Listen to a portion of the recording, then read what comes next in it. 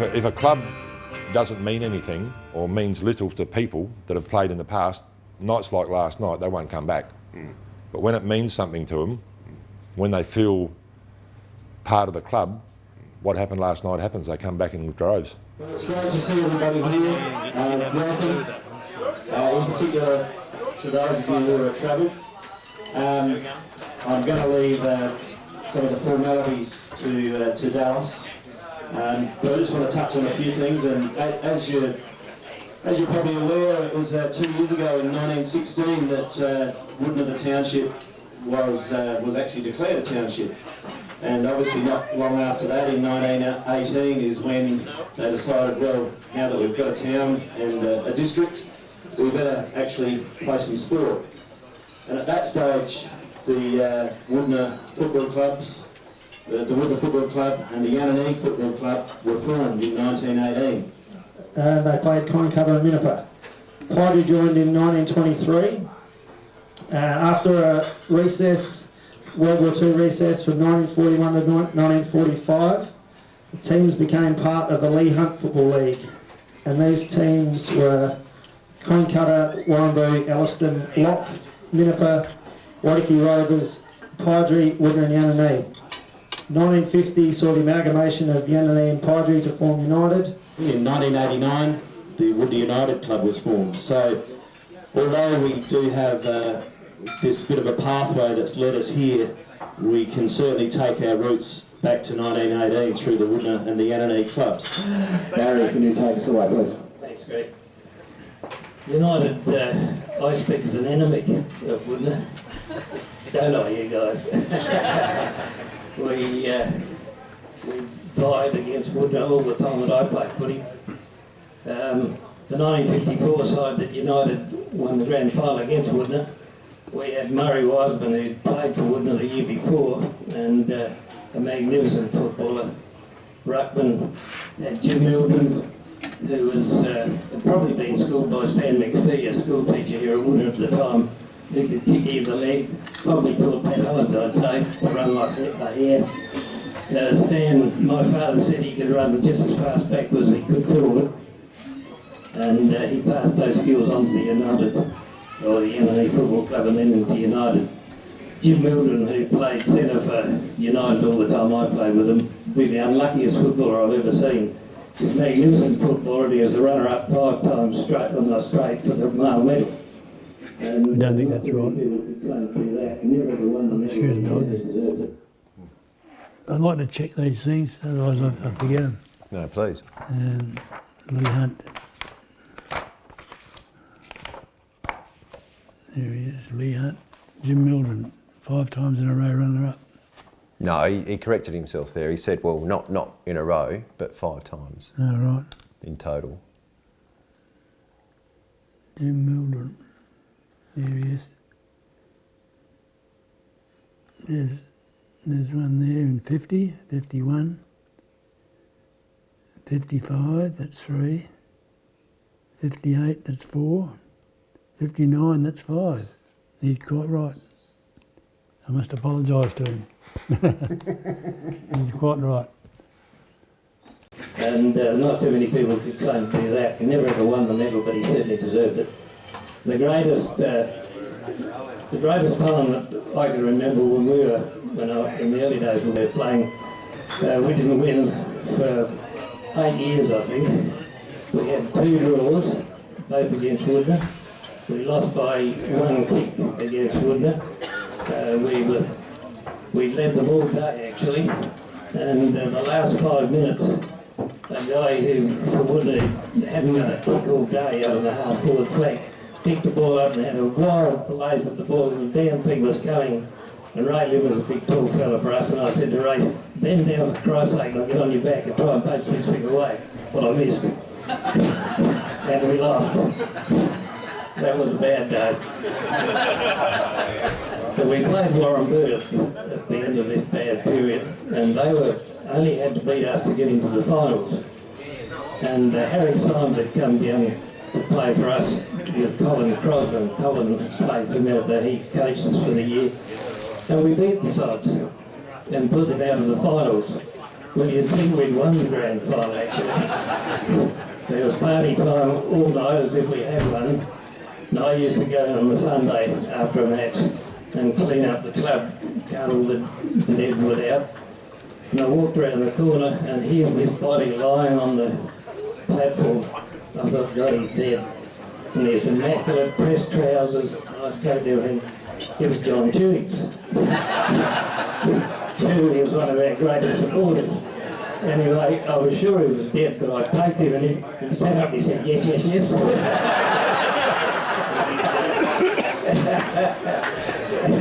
And he was alive. Then Robert Osborne came along and Peter Irvine came along to United and things changed. And we won quite a few games actually. And it was a delight to play, to think that you could probably win. United pressed on. We had a very good Colts team. John Edmonds won the Lockwood Trophy as the top Colt, and we won a few premierships. And those young lads came on into the club and they helped us a lot.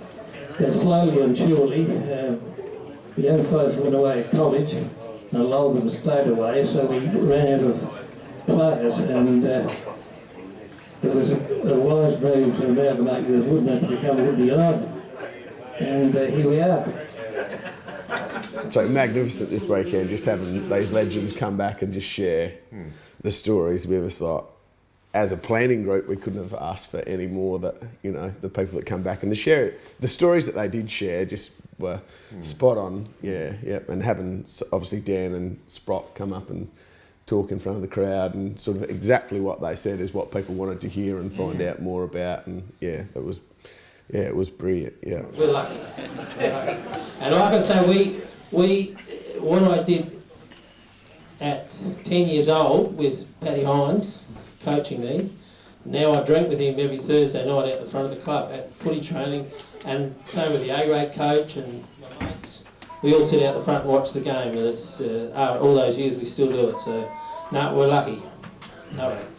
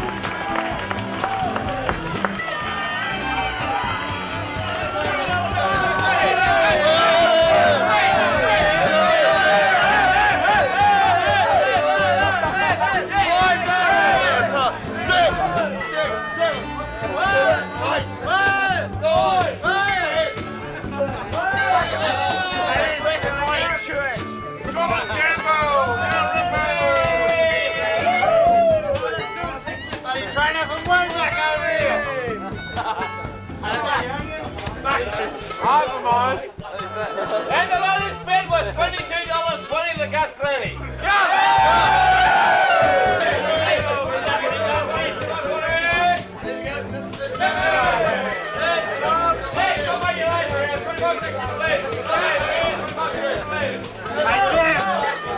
I see. We're going to go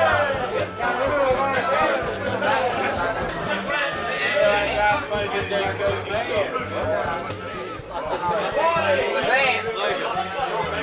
up there, coach, stuff tomorrow.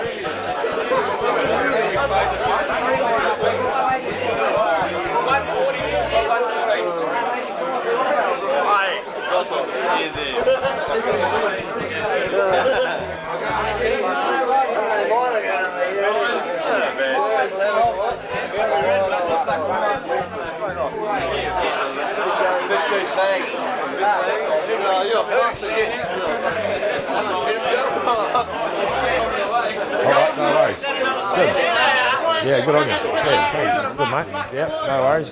Have a safe drive. Good luck with the footy. Yeah, probably need some of that. Yeah, that's right. So, yeah. All right, let's do this. So you're from Burra? Yeah. There you go. Well, if you come around this side, Ron, Burra, I was so you're behind the bar. Burra for about, I don't know, 14 years. Really? In the pub, yep. How long you been in Wudinna? 14 months, not long.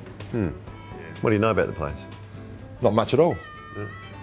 It's like every country town. Here. How'd you get involved with the football club? I had a couple of the committee guys just come in and see me one day that know me and just asked me if I'd be interested. I thought about it long and hard. Because it's a tough job. Oh yeah, it's a tough job, but you know, if no one puts their hand up, doesn't help anything, does it? That's right. And just like every country town, the football club is important, isn't it?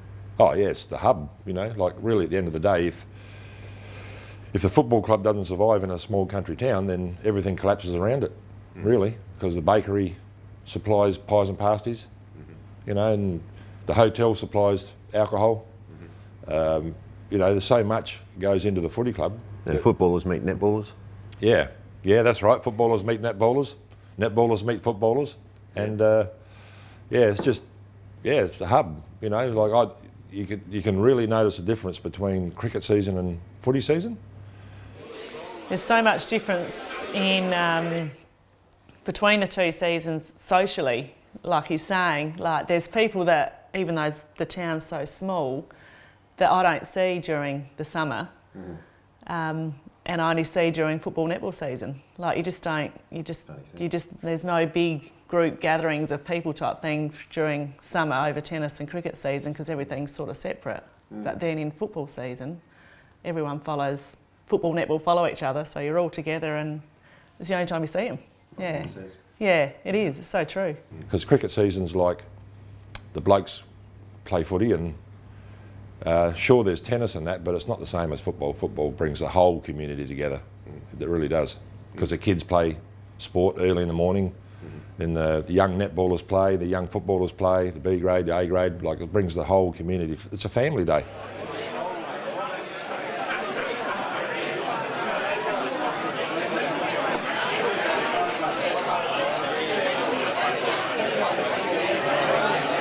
Ladies and gents, can I just grab your attention, please?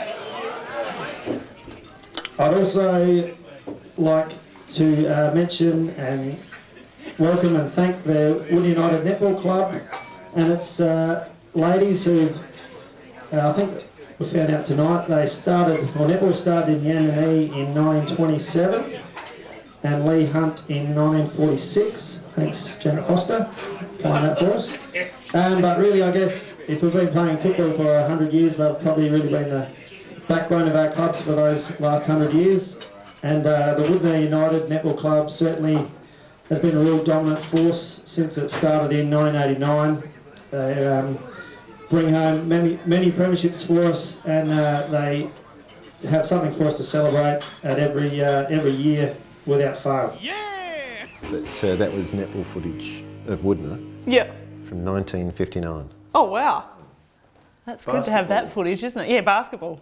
Yeah. Have you ever known it was basketball? No. Or that's just Nah. a story that's...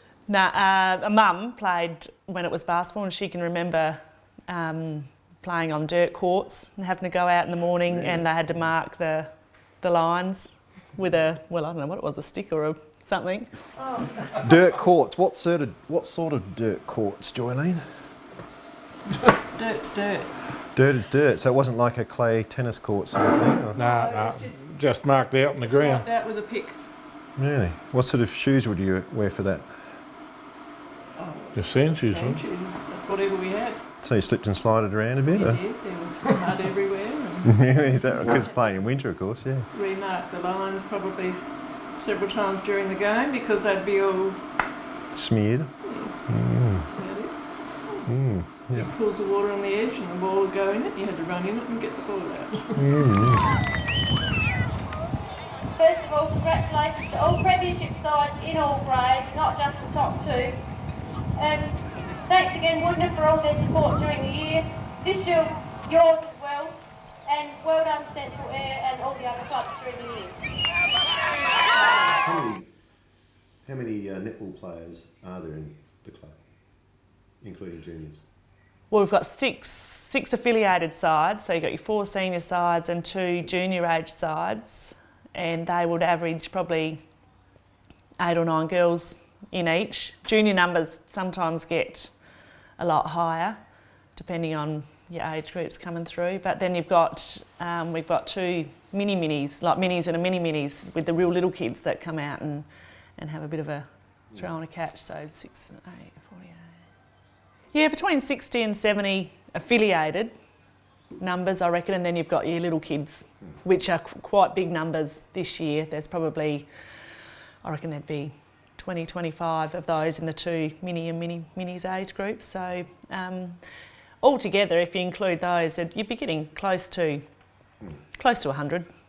That's really big figures. But a lot of those are kids. Like we've got junior age kids that are playing to make up the senior sides as well. So they're getting the 2 games on the Saturday. Just a couple of older ones that have got the ability of playing up to fill the sides, which makes it. And certainly that's the advantage of country, being in the country zone, that kids that can step up do get the opportunity to do that. I mean, like even with Hannah, she was playing she at played. 14 or 15, certainly playing senior netball, but sort of, How old were you when you started playing A-grade netball? Oh, maybe 14 or 15. Yeah, I think I had 1 year in B grade and then the rest I was in A grade. So yeah, 14 or 15. Yeah, so you still went your full height. Yeah, well. What was that like playing against the adult ladies? Because I've played mixed netball and they're pretty vicious. No, it was good. I enjoyed it. I loved the challenge and... Learned to ride the elbows? Yeah. No, it wasn't too bad back there, a lot worse I've had since. So, no, I loved the experience and the battle. Yeah, it was good. Because that 1 year of mixed netball taught me it is actually quite a battle out there on the court. Yeah, it is, very much so. Definitely not non-contact. Nice! they get the confidence, they can handle that pressure, that next step up, sort of. You got that chance. In fact, you got to coach. Yeah, when you was a kid. I got roped into it, I suppose, when I come back. I played in Darwin when I was about 21, 22. I played a season in Darwin. Who for? For Waratahs, Red and Whites. I played for North Darwin, but go on. Oh yeah, I played against North Darwin. In 85, but yeah, go on. Oh yeah, it was 87 I was up there. Yeah. And then I sort of come back here and they were bloody struggling for a coach. So because I'd come back from playing up there, they sort of asked me whether I'd do it. So I did it then. And yeah, so that was Sam Best again. Yeah, Sam was busy. Yeah, 80 would have been 87, I reckon, was the first time. He was always a handful. Because he was confident and active. Yeah, he was active. And he's a strong-willed little fella. Strong-willed little fella. Here's Sam. He was pretty talented. Like, he was pretty talented, but not very dedicated, really. Yeah. Pretty good coach. Well, I think every time he coached, they won. And every time he played, they won. that was Wudinna. He was a good player. Well, he played a little bit down at Port Adelaide in their seconds. But no, he wasn't dedicated. He liked a bit of fun. Yeah. In fact, I think there's some pretty good footage of him having a bit of fun on the Mad Monday, actually. Probably. Get right out of our fucking tree.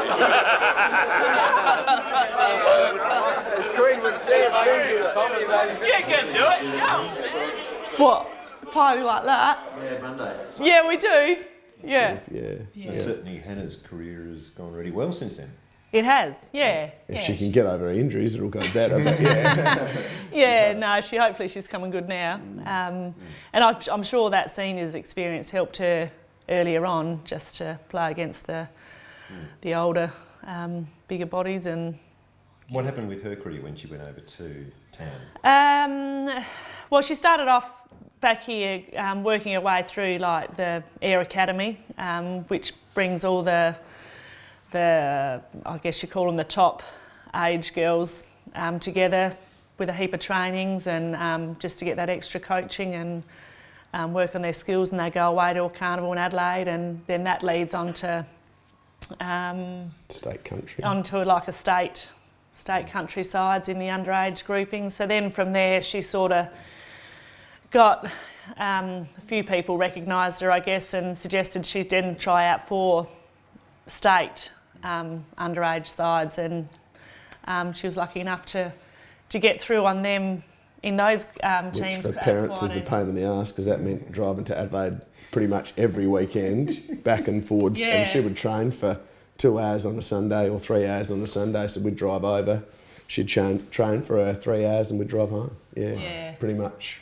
So it was a big commitment, but I mean she loved it, and I always say to the kids, like the boys especially weren't keen on getting in the car and driving anywhere. They hated travelling, but I said if you don't get in the car and drive, you're going to end up here all your life and not see anything. You've got to get out to see and experience it. But her mother done how many? 19 trips to Adelaide when she was. That's enough of that, Graham. No. Oh, okay, right. That's when she played state under, what, 14? 17, 16 or something. 19 weeks straight to Adelaide. 11 o'clock every Friday we left. For practice. Had to be at Findon High School by 5:30. 19 weeks in a row. Gee, did she ever complain? No. Did you ever complain?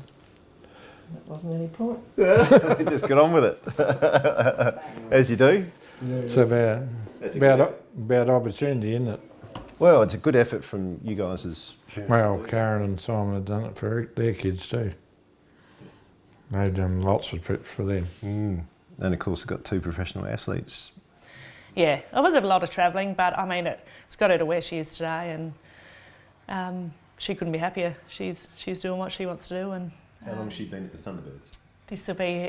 She's just finished her third year at the Thunderbirds, but she's had a fair few injuries the first 2 years, so didn't get too many games, but this year she was getting on the court every game, and so hopefully that'll build from next year and see what happens. She's a professional? Yes, yeah, so she actually come in at the right time, really, where she started to get money, so she can support herself. She's earning enough to support herself and going through uni part-time, and hopefully by the time her netball finishes, then she'll be ready to go out and get a real job. It's been great for us as parents too, because Hannah's, like when you make state teams and stuff, it's lucky for us it's been interstate all the time, so South Australia have never held a carnival, so she's got to go to Tasmania a couple of times, she's been to Darwin, to Melbourne and stuff like that, so it's good for us that you get out and get to mix and see other people, and and you can see, and so we got to go to, when she made the Australian team, got to go to Botswana and watch her over there for fantastic. So made a holiday of that and took some friends with us, and it was awesome. All those long car trips were worth it. Well, they were in the end. Yeah. Botswana. Hard to swallow at the time, but Yeah, no, you make it, if you want it to work, you can make it work. You just got to make a commitment and certainly we tell our kids that, you know, if you put in the extra work and you want, you know, the opportunity, we're happy to drag you wherever it may be, but you've got to want it and you've got to push for it yourself and do the extra work. And I think not let it put you off from doing anything. Look at this dude. Yeah, I was just looking at that. If you really want something, you can work towards it and make it happen. The shit you see. I know, especially on that road. I was just going to say, Bev and I often wondered whether Hannah, in today's age, whether she would have become a professional footballer. because she played colts at least up to 12-year-olds. I know that. Did she really? Yeah. She might have been one of those that would have went further had the opportunity been there. So she could play? Yeah, well, yeah. As a 12-year-old, she's pretty as good as the boys or better. Yeah, it's those genes, fantastic. So it's possibly true what they say about footballers and netballers making more netballers than footballers.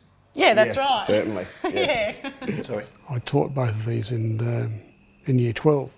Is that right? Yeah, they were in my year 12 PE class, and I often laugh because I taught them in year 10 as well, and I taught health education, and these two had to get married. They were my first failure. Is that right? Yeah. They're great kids. Yeah. They've been together a long time. Well, they were going out in year 10. So goes way back to then. Yeah, and of course they've got a couple of professional athletes. Oh, well, yeah. Out of that marriage, and maybe another one coming along. Hannah and Harry. Yeah, I haven't seen the little bloke play. Yeah, well, I think we just saw that goal that he kicked. Yeah, well, I just did then, but that's the first time I've actually seen him. Yeah. He goes right. Yeah, well, she was a great athlete, netball. She used to win the senior swimming trophy, track and field, netball. She did it all, and obviously Simon was a good footballer too. Well, Karen's a Samson though, and that's a bit special. Oh, well, yeah. Old Graham, well, he won 3 male medals, I think. Correct way. You've done well. Yeah. All of the good stuff comes from that side of the family. I'm just the battler. Yeah. Karen's dad's won a few medals and stuff like that. So Karen's won a heap. Graham Sampson, or Madigan, they call him. He was quite. So Karen's Cayenne, so she certainly come to. Grew up down at Conncutter, which is the next town on Central Air. Yeah. Central Air. Yeah. So came up here just when we moved back here after Simon finished uni, got teaching work back here. So he was quite a good footy player. You started with Conncutter with the netball. Yep, we were then amalgamated with Warrnambool to make Central Air. So I had a few years at Central Air until I finished school. Went away to Adelaide for 4 years, and then we came back here. So then I've been with Wudinna United since then. How many games with Wudinna United? Oh, 250 plus. Yeah. No, I didn't make 250. I made 200. Yeah, but didn't make 250. Yeah, but I had a few senior games down at Centrals before I went away. Well, sorry, Conncutter Central. Yeah. Oh, so fantastic. yeah. And who are some of these? Who are we watching here?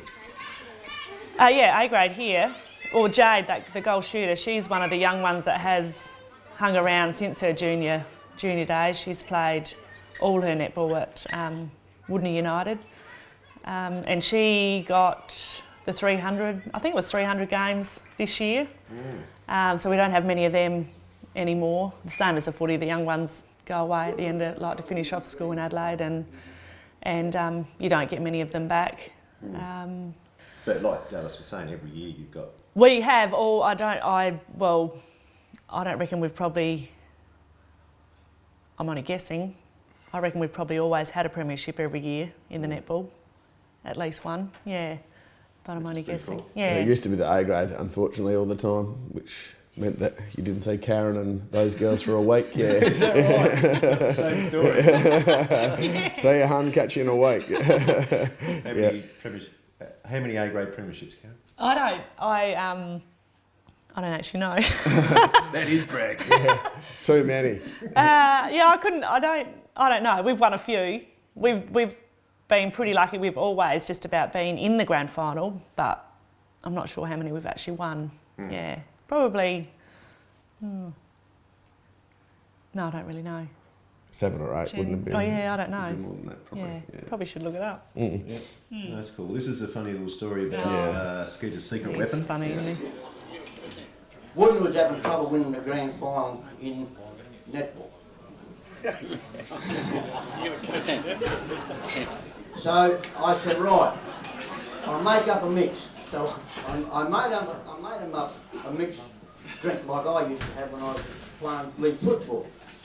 Well, I didn't realise half the bucket didn't drink. And Anyway, they went out and they won the game. And they was really happy. They were happy for about 3 days. It's pretty good. How you going, Tommy? All right? Good, all good. Good to see you, mate. You're a long way from Perth, but it's great that you made the trip, and I'm sure you enjoyed today. Back at my roots. Lovely to be back at the Wudinna Community Club. Thanks for inviting me back. Thanks, Rick and Simon for extending the invitation. I'll just put it out there right now. I'm embarrassed to say it's been 15 years since I've been back in my hometown. But I'm back here and I've loved every moment of it, and it's just a pleasure to be back in my hometown again, and just want to say I love my mother and father over there. Tom and Gal Holmes.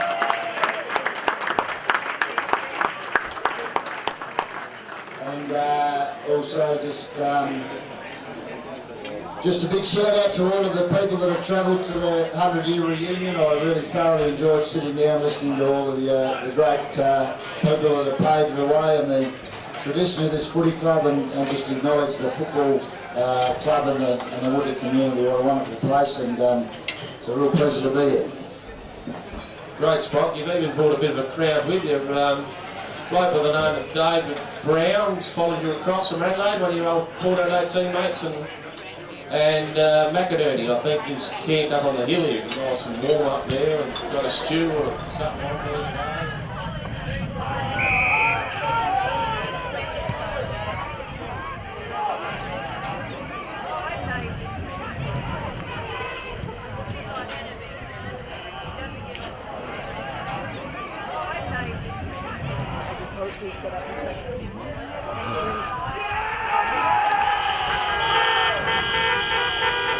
Even it's great to see your dear old mate Chrissy Heath. Now I haven't seen Paul Heath at the football for, geez, I don't know, probably 20 years. And we're not even playing kind colour. And then his dear old brother Dennis, we've got his $6 a day too, so that's even better. Well, first of all, Tommy, just let me respond to that. I don't know the first two blokes that you mentioned. But when it comes to Christopher and Dennis Heath, and in particular my old mate Christopher, we were great mates back at school, and sadly we sort of lost contact over the years since I've been away, I guess. But it's fantastic to connect again with old Critter. We used to fantasise at school in the school library about moving to Queensland and buying a boat and catching marlin, which clearly never happened. I got a 4.2 tinny, and I think Critter's been off the property of the farm, for 30 years. Well, he has got a shack at Venus Bay, I think, but I don't reckon he's seen it for probably 30 years. But anyhow, that's Nigel Wilson, I think, too. Sorry, I apologise if he's still here. I think he's gold prospecting just out the road. So if anyone wants to find gold, apparently it's 12.5 kilometres straight out, and just a little dog leg, and there's gold out there in the hills. Okay. So David, just going back to the footy, and obviously you played in the red and black in the Colts for Wudinna. Very successful years, as was spoken a little bit about last night. You had probably quite a few premierships as a Colt player. You had a coach, I reckon, that was spoke a little bit last night. Any comment on Skeeter as a great coach he was? Well, I learned everything off Skeet, and I learned nothing since. That's pretty much it, Skeet. And we had a great little chat down there by the boundary today about his philosophy on footy, and I agree everything wholeheartedly that Skeeter says. The fundamentals of the game are what it's all about, Skeet, and it's a great pleasure to be coached by you all those years ago. And I was asked today whether I played a game with you here in the A grade, and I think might have played one or two, I think in Minipur, but I want to go back and reflect on something Sam said a while ago about the great players I've had at Wood, and certainly one of those is Skeeter Reid. And he's certainly one of the best players I think I've ever played with here at the Wudinna Footy Club.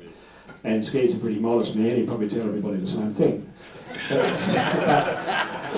But Skeeter came to us here, and you'd have to tell me, Skeet, but it was about 1 thereabouts, or might have been better. But that aside, Skeet was certainly at the end, past his best by a long way when he came here. He would have been early 30s.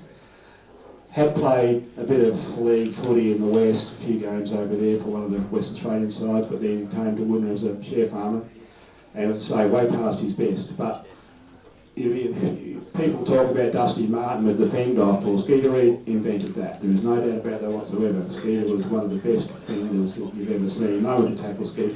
Never ever lost his feet, kicked both sides of his body, and was tough. I'm just acknowledging how good Skeeter was. So we were playing in Lincoln in the Walnut Shield, playing Great Flinders. Neville Phillips had he had the previous 3 years at Port Adelaide playing at centre half back, and was just back in Cummins to play and playing there. Still young, like late 20s, still at the peak of his powers. And I remember the night here we'd done the selection, and Skeet was selected to play at centre half forward. Now Skeet only stands about 5'10", Neville was about 6'4", but Skeet, full of confidence, he just said to us all, look, I don't care whatever happens, you just kick the ball to me and I'll give it back to you. So Skeet stood against Neville Phillips this particular day, and Neville Phillips has never ever played against anyone like it, I'm sure, because every time the ball went there, Skeet being so strong, just pushed and shoved and pushed him out the road and was a match for him. The truth of his words, Skeet did everything he said he would do. Give him the ball and he gave it back. You know, it was legendary stuff, but anyway, enough of Skeet. You're probably getting a bit embarrassed, you might say. You're talking about confidence. Skeeter had a bit of confidence. He was an unusual character. Confidence, yeah. He had too much confidence. Yeah. And certainly carried him through. Yeah, he could play, like he could back it up. Yeah, he was a brilliant bloody footballer, and he's probably when he came here he was a bit over the hill too. You know, he would have been better as a young fella, obviously, but he was still bloody good. Yeah. It's good to hear your voice, Noel Reid, from Watheroo. Thought some bastard would have shot you by now.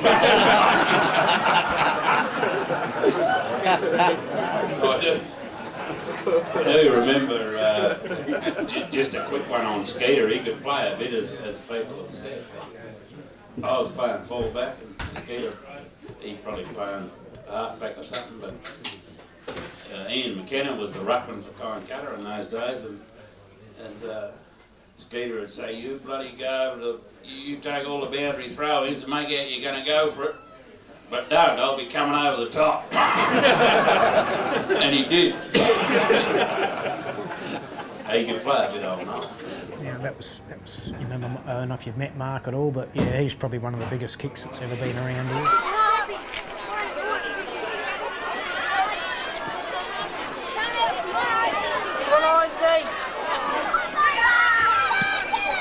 Oh, where's it gone?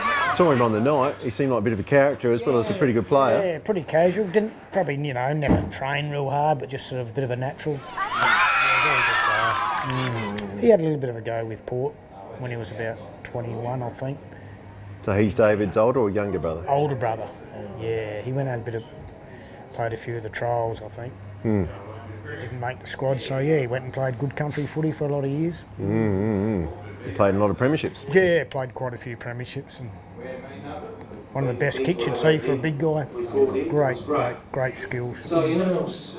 There's one there that Marco had there, I bet, when I come in, and who was the best player at this club you'd seen? Without a doubt, Skeeter Reid. No, that far head and shoulders above everyone else. And I was a bit of a journeyman. I played a bit in Darwin, a bit in Adelaide, a bit in Moyala.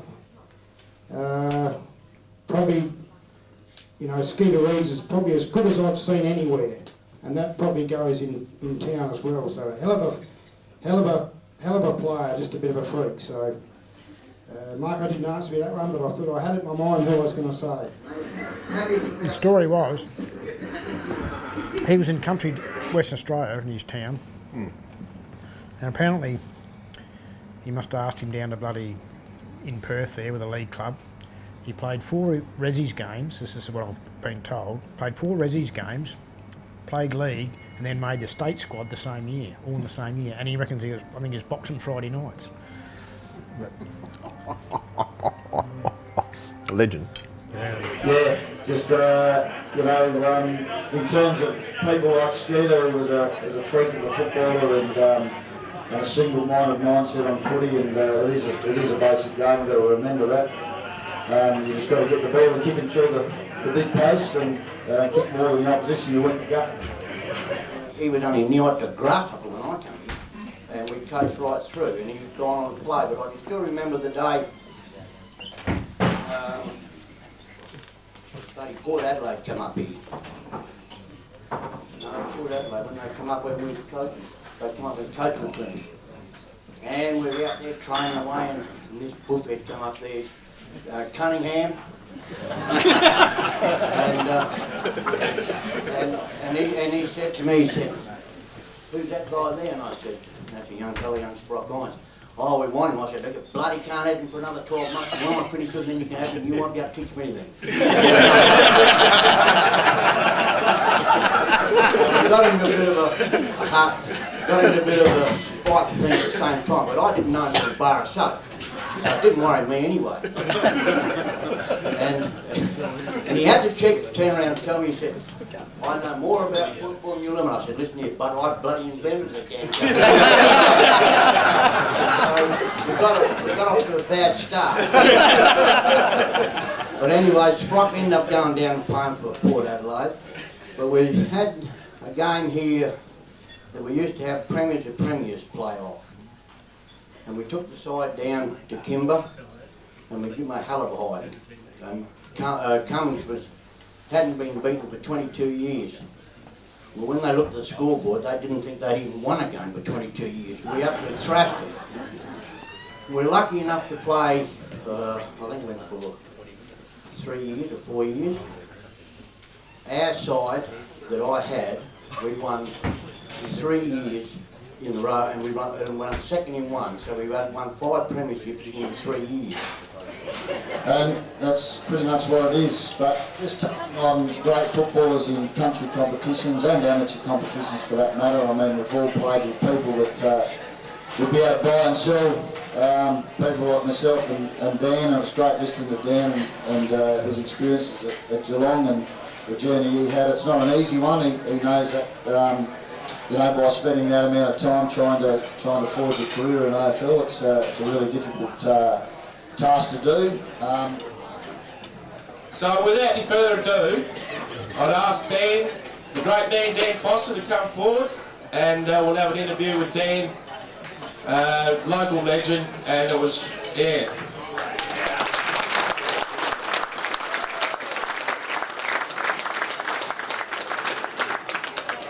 So Dan, just great to see you, mate. I'm no Mike Sheen, but anyhow, here we are. Yeah, Dan obviously played his junior football here. Dan played his junior football here, and I can remember as a kid he was a standout. He's still one of the quickest players I've ever seen off the first 10. And I know that at Geelong he was rated very highly for that skill. Obviously, you know, injuries and whatever, that didn't help you, but your decision to return home and come back to the farm, and we've been very successful over the last 10 years or whatever, but yeah, just about the decision to give the footy away and come back. I know it wouldn't have been easy, but just give us a quick overview of that, Dan. Yeah, look, I was probably ready to come back the year before I did. Bomber convinced me to stay, give it another go. Yeah, look, the combination of injuries, and form fluctuations, and probably just the pressure bubble that is AFL footy. I was just talking to David about it. It really is a roller coaster. Probably any elite sport, but. Oh, actually, you know what he's talking about, actually, with the yeah, it's not injuries fun. and stuff.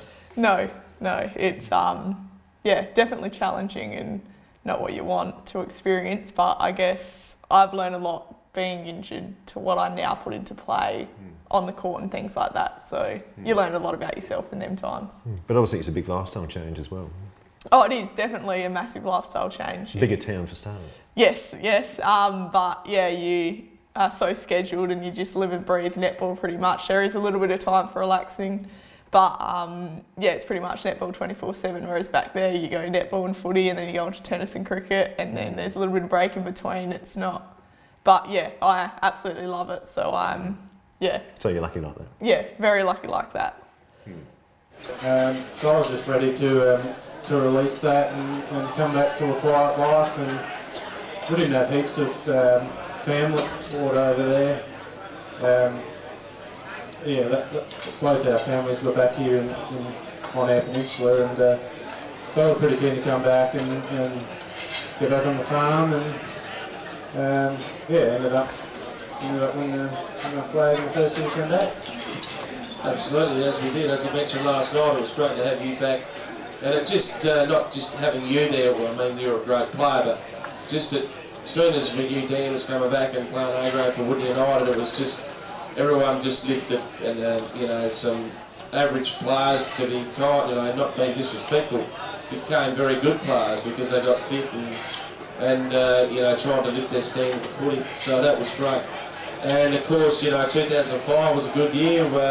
Had a shit of a coach, but had a good win at Mentorship, and I think those people who were there probably saw one of the best goals I've ever seen in country football. I think it was in front of the Mentorship grandstand.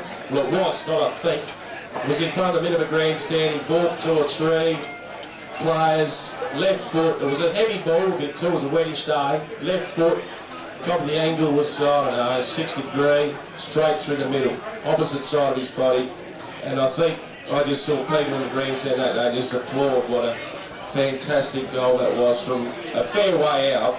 And yeah, that was a great memory. And of course your name, best player on the ground, Dan, which was a credit to you. So Did Dan just decide to come back and everyone got fit, or was that the end of the story? Or Tommy Searle was there. I think that was his second year of coaching, maybe his third.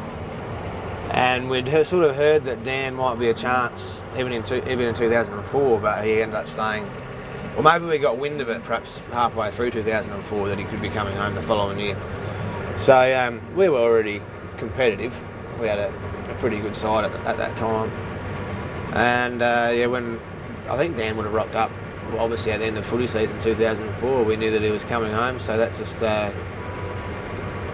upped the enthusiasm a little bit around the place and got us off to a pretty good start. And obviously Tommy was a pretty good bloke to have in charge of placing the side each week and making sure we were all fit and mentally prepared for it. Yeah, and so he recruited Tommy? Well, we actually didn't need to do much recruiting back in those days because we had there'd been a few good seasons on the land. And we had a few young blokes around working as mechanics or shearers or whatever. But probably the sorest thing that happened was following 2005, it was a very poor year on the land, and I think we lost about 10 of that 2005 premiership team. Within 12 months. They'd just all gone looking for work, Roxby Downs and elsewhere, and really, we didn't get a chance to back it up. So that was one pretty stage the school had a population of 400. A student population of 400. More teachers. More teachers. And so now, what is it now? Now the population's down to below 200. So you halve, halve your teacher population. Halve your teacher population, and then because then you had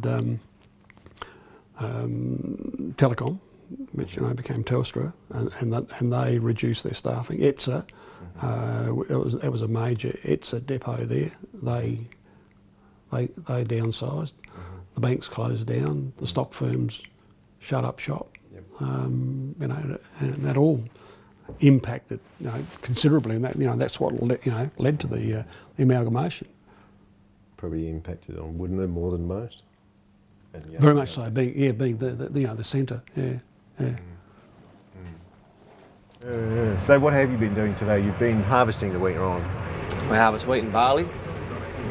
And at the moment we're harvesting wheat. In about an hour's time we'll be back onto some barley. How long has your family been doing this in this area?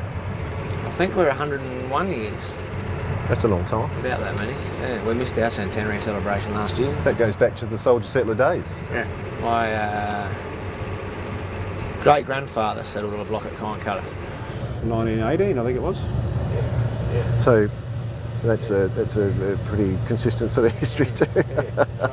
There really wouldn't be a Wudinna team without a Du Bois in it? Well, my grandfather was in the original photo of 19. But I mean, it wouldn't be the same Wudinna team without a Du Bois in it. Well, that's right. Of course not. Wouldn't be the same without a Du Bois, that's right. I'll tell you what, they must really like the place. Well, it's all we know, really, isn't it? What do you like about the place? Well, look at all the space we've got here. I think my grandfather, he pioneered 3,500 acres, or whatever that is in hectares now, I can't remember. That's pretty big even for that time, doing it by hand. Yeah, little axes, yeah. And grubbing. Yeah, horses, all horse work, yeah. How many Du Boises are there? Well, there's... How big is the clan, men and women? Well, starting with my grandparents, they had, well, they've got 8 remaining children. Yeah. Only 2 of which still live here. And I think from that branch of the family tree, I've got about 25, 28 first cousins, but yeah, they're all spread out a bit now, mostly in Adelaide or Port Lincoln. Yep. And how much land do you farm? We farm about 8.5 to 9,000 acres. And that's about average around here? Yeah, it's getting about an average number now. Yeah. And it's wheat and barley? Wheat and barley, sometimes legumes and sheep. In a rotation? Sheep for us, yeah. A lot of the guys that don't grow sheep, obviously they crop every paddock, so they're sowing canola and more legumes just to... Sure, and fat lambs? Fat lambs, is it? Or? Yeah, fat lambs, plus merinos as well. Oh, really? How many merinos you got? Oh, it's about half and half for us. Yeah. So that's about anywhere between 1,000 and 1,200 ewes we make each year. What do you think of the farming life? Oh, it's great. Yeah, we're all that open space like you were talking about?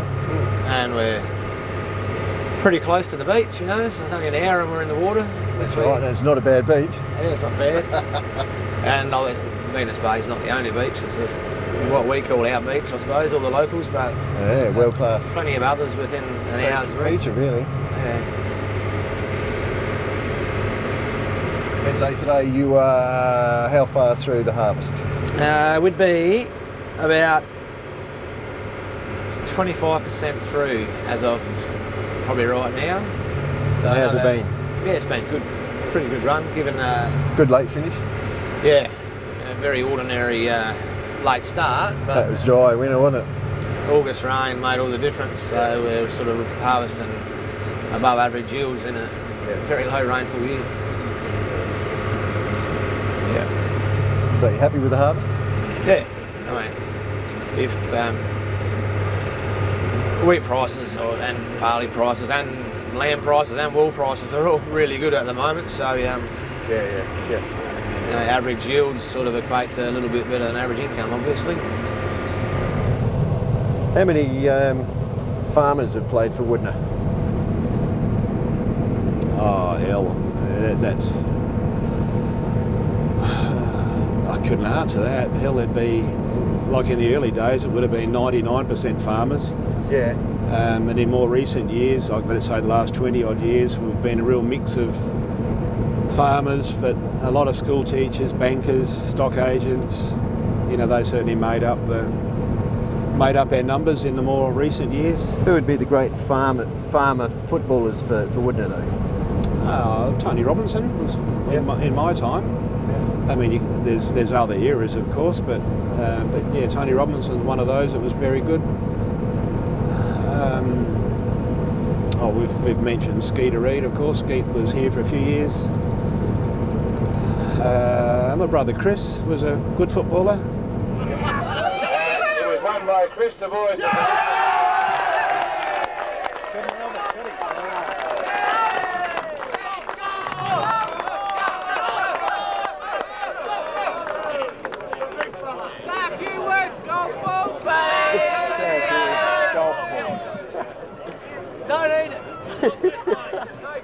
On behalf of my teammates from the Wudinna Football Club, I'd like to congratulate the Wirral Club for putting on a show like this. Commiserations to the losers. I think Wudinna perhaps won the prize money, which we'll come up here for. It was a pretty good day, all day, should I say? Yeah. and congratulations to Wudinna Football Club for putting it on. Thank you, Chris. I believe that you played a pretty good game. No worries about that. I remember one particular game, we were going to Streaky and Mick was once again involved here, Mick Byrne and Sam.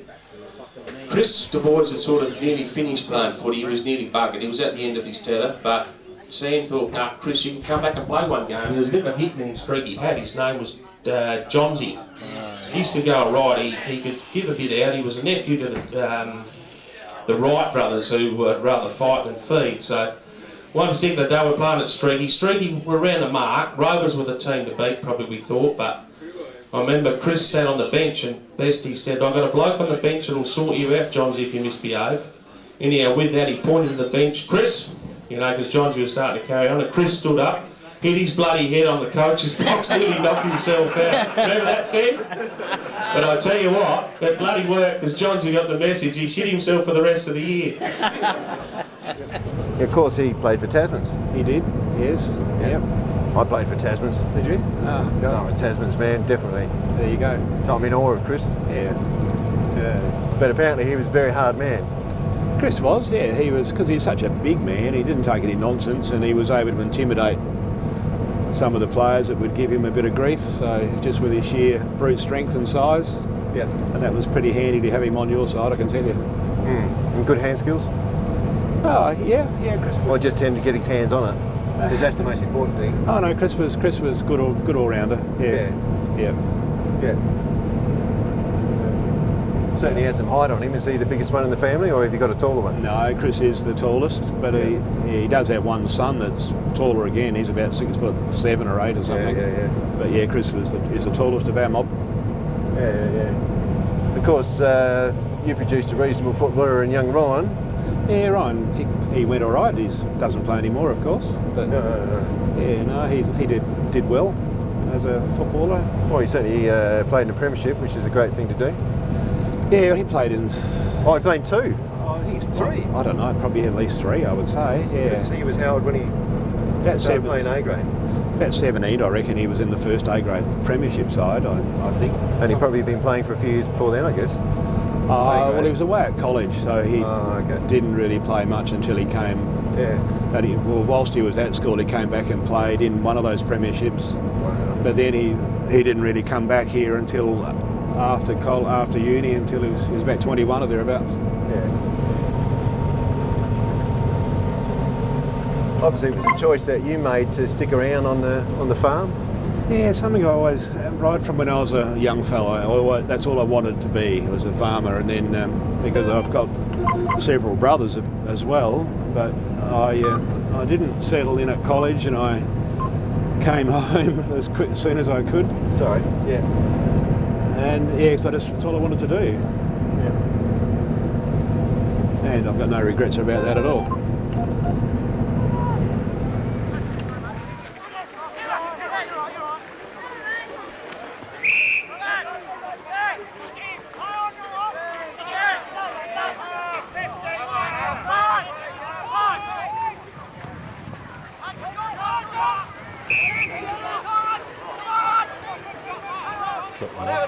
Edge up, left leg. Number 5. Peter Bycars 2. Timmy Haynes 7. Alan Price.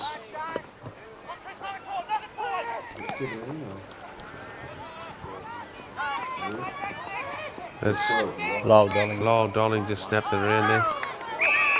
Oh, good pass. Yeah, that's Greg, number 19. How did that hurt him too, the big fella?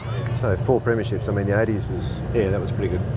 Yeah. Well, that was... I think it was the most successful decade, because you won 3 in a row in the 90s, but that's right. Yeah, that's true. Yep. Yeah. What made it so successful? I think we had an influx of pretty good players. That was. What Skeeter Reid you're referring to, possibly? Yeah, well, he's one of. Look, but there were several good players that came in at that time, and we had a bloke called Roy Webb who came in as a school teacher. Alan Price, who'd played for Central Districts, played quite a few league games there. Alan Price, that's him in this photo here. And what year is that? 76. And what team? League. How many league games did he play? 33. 33? Yep. Do you know where he went after Centrals? Straight over to Wudinna.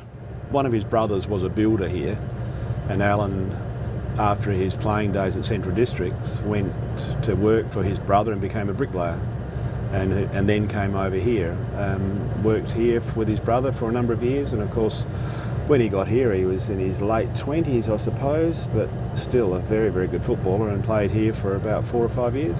Yeah, great footballer. Kicked a lot of goals. Kicks a lot of goals, Alan. Played as a centreman, very, very good player. Yeah, very. 4 or 5 years? I was a... yes, 15 years. Alan played in probably 3 of those, I'm guessing, I can't remember now, I think at least 3 of them, those premierships. May have been even the 4, possibly was the 4. We should go and ask him. Well, you could do that, yeah, absolutely. Yeah, Alan's in Adelaide, you'd have to track him down. Well, that's easy. So here we cut to, you can go now, but we're going to cut to Alan Price. That's going to be gold. Which would make you Alan Price. That's right. But yeah, we went there in 1989 and left. No, sorry. No, we went there in 81. It was the first year there, and we left in 94. So I played all that time. So I played up until I was 40. 3 or 4 years. Yes. 3 or 4 years. So it's a few years.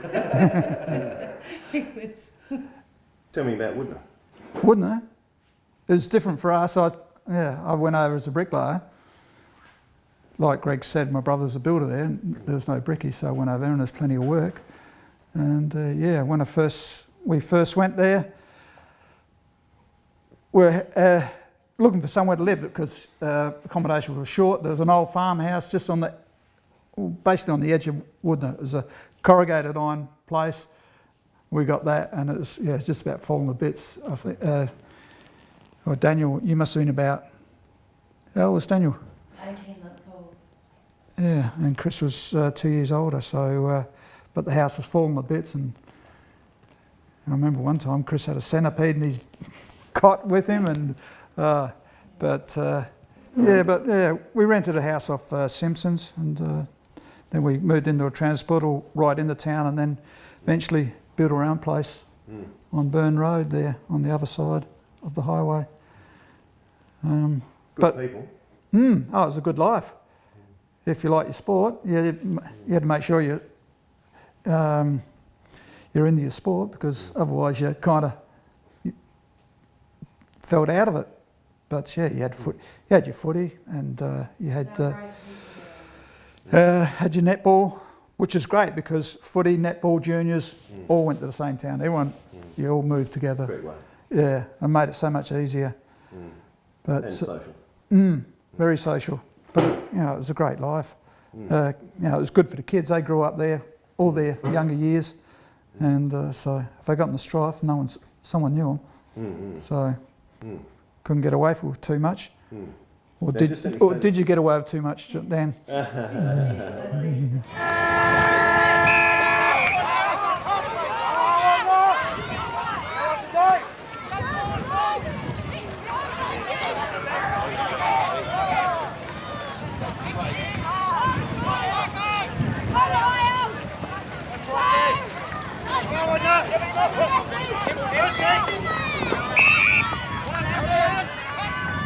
Sorry, that's... I reckon that's Al Price. Isn't it? Alan Price, yeah. He was a bit of a legend. Great player, yeah. He played league at Central Districts. Yeah, Alan Price, he was around the club as a junior, played in the under-19s in 1972, made his league debut in 73, he played from 73 to 77, he played 33 games, usually just a handful of games, except for 76, Gary Window's first season as coach, played 14 games that year. He was one of those players that up and down between reserves and the league, so he's on the cusp of being a league player. So, but playing 33 league games is pretty handy. Fantastic. Yeah. Rob Laidlaw, Central's historian, thank you very much. You're welcome. Yeah, he was a very skillful player. Actually, Pat always rates him as probably one of the most skillful players he's seen at Wudinna. Alan Price. Yeah, very, very good player. He certainly kicks this guy.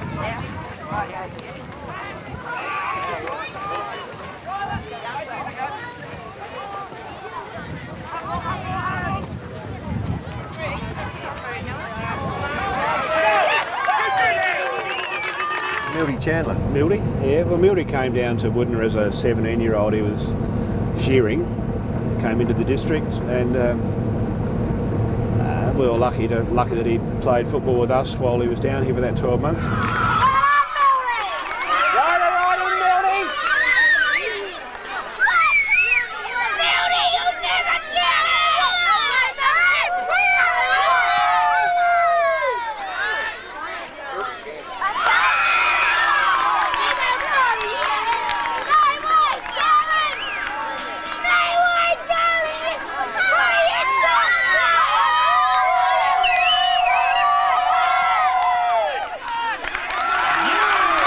This is Mildy Chandler. Yeah. Oh, is this? Oh, bloody brilliant. That's our price there. Just the end? Yeah, see?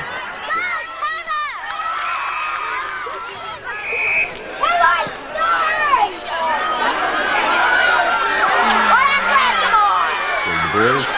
Our price.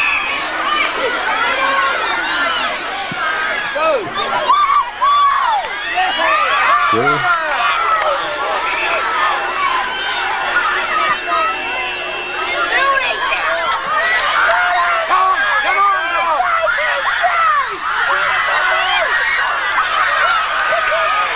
That was Mark Hines, of course, doing the magic bit and getting it. Yeah, that was a great result. And yeah, Mildy from then, you know, he's gone on and on to turned into one of the best footballers that's represented the Far West Football League. He's won numerous Moa medals up there. He's represented Far West in inter-association. He's represented. He's been a member of the Air Peninsula sides. He's coached. He's turned into be a great footballer of Mildy, and we're so lucky that we had him for 1 year. Yeah, and got a premiership out of him. Yeah.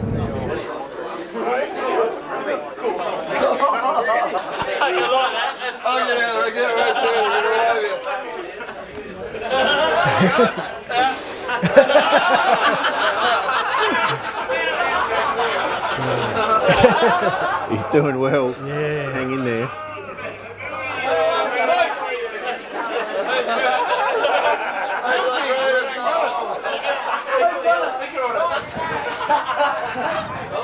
Here's Al! Come on, Al! Big Al! Hey, put the yellow sticker on him.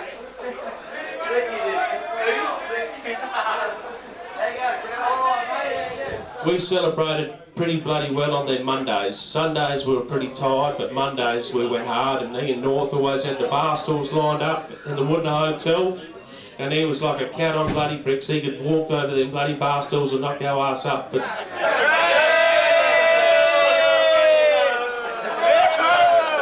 Smith's been in my car again. Piss off, Buck. 916. Who the fuck's going to get it out of I suppose while I've got the mic, have you got anything else I need to address specifically? It keeps coming up. I'm pretty intrigued to hear more stories about those 80s premierships, because I was laying in bed that night in 1982 when the pig got let loose and got its foot stuck in the stairs and squealing its head off. And I remember saying to my cousins, Luke and Tom, and Nick, we're like brothers, and can't wait till we're old and we can play in these grand finals and do that sort of stuff. We'll go for this boat. $1.50. Hey! 80 cents. 5. After you got $6. $6 in it. $7. $10. Are you a left footer, eh? We won that game. To go on to the after game celebrations, and just tell us a little bit about this drink that was called a Bushman. Yeah, first of all, that goal from Dan Foster was pretty special. Yeah, so it's going through on the, I think it's actually only 40 out at Minipur, but we'll call it 50, Dan. And yeah, sort of streaming past there, just past the coach's boxes and right near the boundary line, and yeah, on the left foot. Snuck one through there, which well, I think when that went through, the whole team sort of knew that that was going to be our day, I reckon. And yeah, I guess he slotted quite a few throughout the whole season. And well, as Tommy said, was probably that big in that the team needed in 2005. And yeah, I guess just on that game too. Well, on that season, before I get into the special drink, it was probably the first year that I sort of broke into the A grade under Tommy. I was travelling home from Adelaide actually over at university, and I just really enjoyed myself and playing back here, and continued to make the trip each year. And Tommy gave me a chance in the A grade, and I managed to sneak a few goals playing up forward. So I'm actually in the back lines tomorrow, but hopefully Ronnie's gone home. we'll see. We might have to float back up forward again. We'll see what happens. But yeah, a couple of memories of that season is the old Tommy Seal's fist hitting the top of the coach's box every time something didn't quite go wrong. He'd go, you know, bang, and that would go. And but obviously had some great players out there in Rhino, and the great Mark North as well, who was mentioned earlier. And I got to play with these guys, and still get to play with obviously Fink, and I think from that year we've still got Jared Tomney out there tomorrow, and David Moyes, Jeffrey Hart, Dow Waters. I think that's about it, but yeah, they'll all be out there. Running around tomorrow or jogging maybe. On to the celebrations of the 05. We did. It was a pretty big. I remember poor old Rooster. Rooster used to drive me home, and from Adelaide sort of each weekend. And pretty sure he did all the driving back to Adelaide after the grand final win. I was pretty average. We came up with this special drink. I was with Rambo, and Rambo's wife, now Tan. We wanted to have some tequila slammers, but we didn't have any tequila. We had no salt. We had no lemon.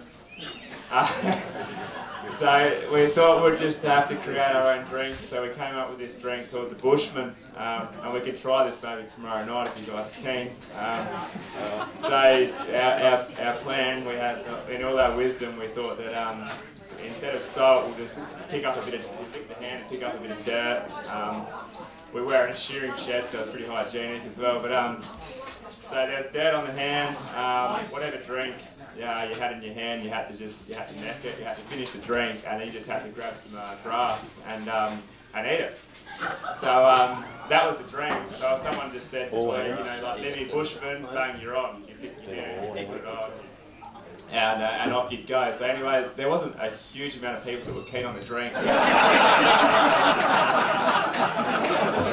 Which is significant.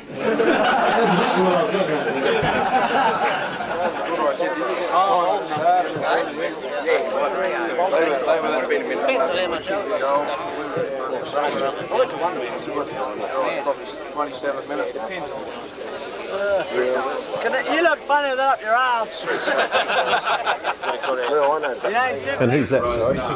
That's Snook Haynes.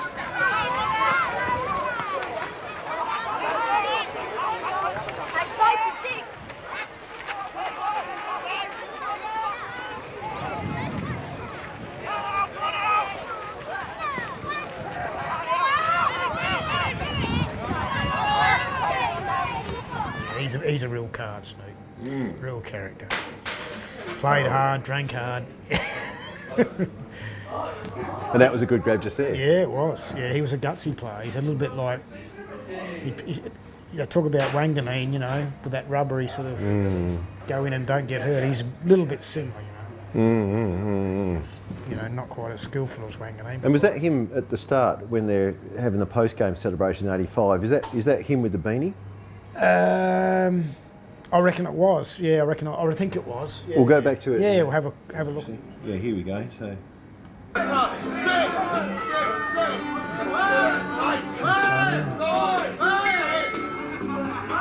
Is that Snook? Yeah, that's Snook. Yeah, he'd be smoking and drinking. Yeah, he's smoking and drinking. Tell me who else we got here. Yeah, that's Mildy Chandler. He's the one they talk about, the golden boot that kicked the winning goal. Yeah, he went on to play state country and very good. Well, you've probably heard of his name up at Western Nine. Back at Penong now. Yeah, just for many years, but he certainly had. Yeah, he come down here shearing for 1 year, so he probably wouldn't have won a flag without him that year. So yeah, he's a very good player, Mildy. Which is pretty handy. Who else we got in there? I seen Jeff Buddle. Can't make out who that was. That's Alan Price there, who we just spoke about, played for Centrals. Pat Hines in the background. Johnny Pringle. There's Snoop there. Snooks, classic Snooks. Because this is a magic bit of footage. Whoever took this did a really good job. So this was read on the Monday in the pub there. That was Trevor Smith then, I reckon. He played Bs for Wudinna, but a good B grader.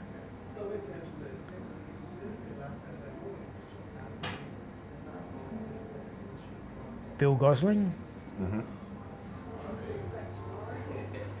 A lot of these guys have gone, of course. Yeah, yeah. So there was that bit there. So if we pop back up here to about. But there's just one other light I'll pass on to you though. Snook Haynes is a bit of a legend also. And Scoot's done lots of wonderful things at the late night shows. I've seen him dancing in the rafters, I've seen him dancing with a chair, I've seen him dancing with a broom.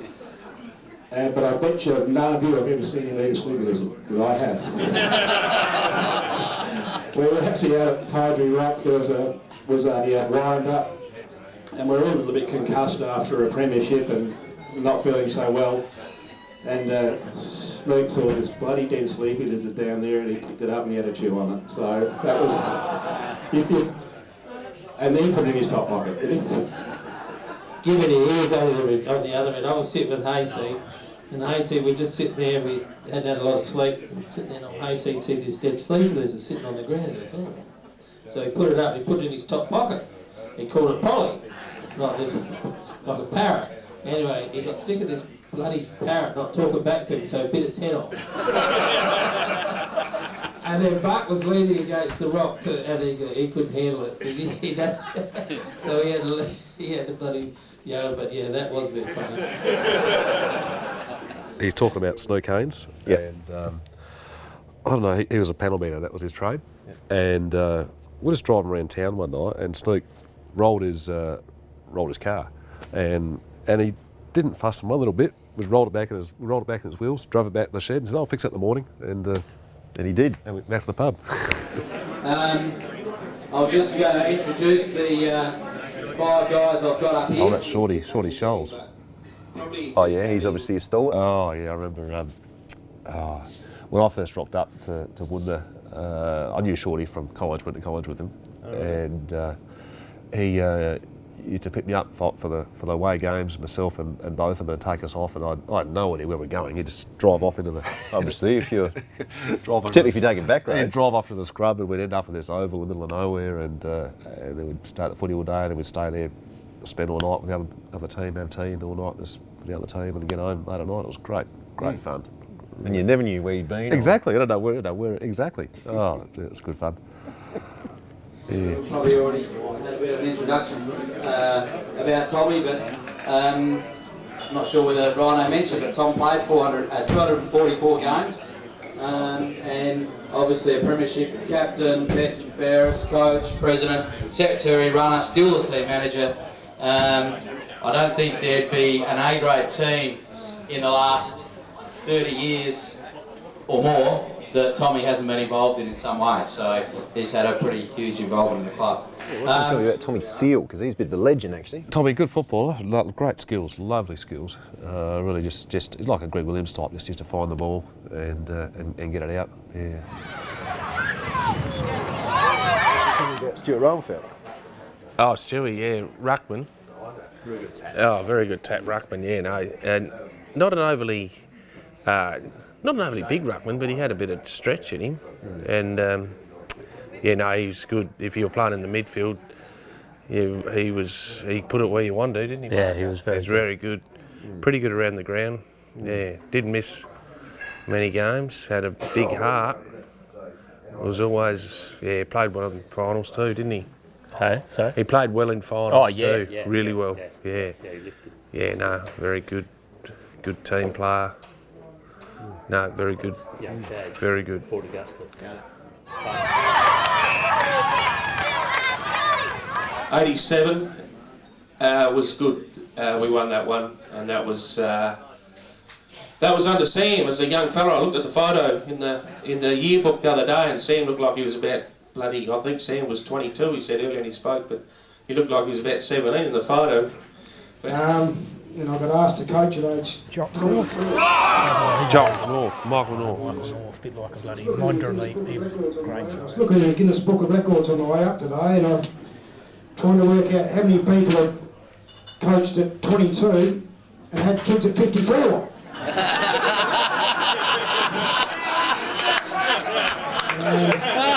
I don't think there's too many around the world that can claim that. Anyway, that's another story. First kid, anyway. Anyway, we'll get through that one.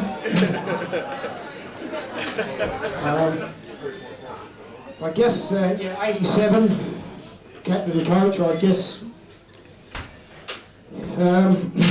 it's all but the blur. It's a long time ago now. I think you're a little bit more game in them days. You've probably definitely got more run in your legs. I always felt that, even as a 14-year-old kid, I think I coached the under-17 cricket side when I was 14, and I thought there's two people that understood sport when I was about 14, and that was me and Ian Chappell. And when I got to 22, I was just about bloody convinced that's all that knew anything about sport was me and Ian Chappell. So I thought I'd better have a go at this coaching. And I wouldn't have liked to play under myself, I tell you. I know I ran the guys hard, I was hard on the players. And I think if it wasn't such a fantastic community, I would have been run out of town, I reckon. But somehow we seemed to get through and gel and have a good time, and we had a bit of success. That's Lyle Dolling. Yep. He's at Cummins now, and you see, good player Lyle. I reckon he'd come runner up the medals at least twice, maybe even 3 times. Is that Mark's? Mark's father, yeah. He's a very, very good player.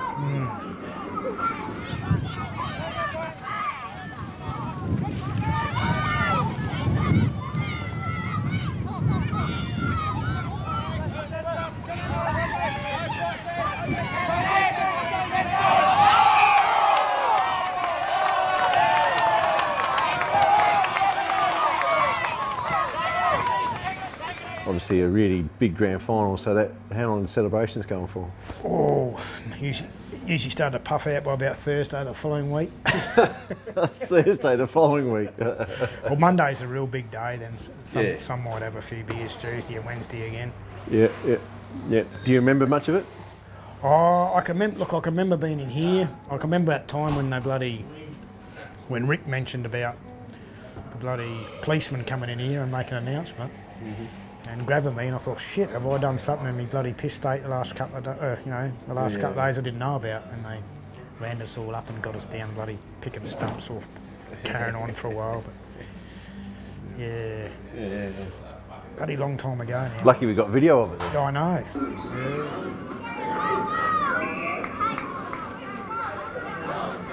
Yeah. Greg Du Bois, that's Greg there. Greg was a left footer. And a big bloke. Yeah, Peter Bycars, number 2, is a good player.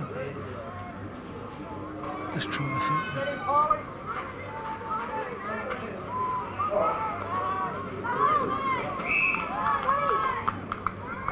And this is really good footy. Who's this?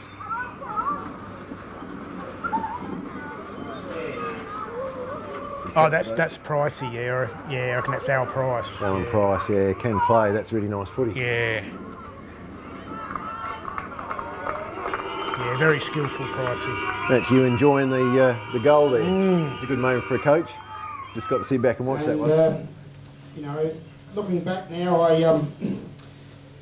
think the remarkable the community. I remember Jim Pringle. I know Jim's here, and out the back at night, freezing cold, getting the ball, bringing it back in. The trainers.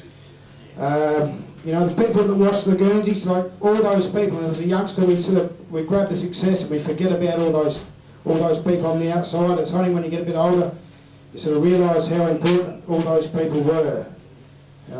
So remarkable people around the club. Then we talk about the Dollings, the Prices, this Roy Webbs, the Du Boises. So many great people. Skeeter Reid. Bit over the weather there. It's a time you look back on and it was just an amazing time of life that's passed, but you still have those memories.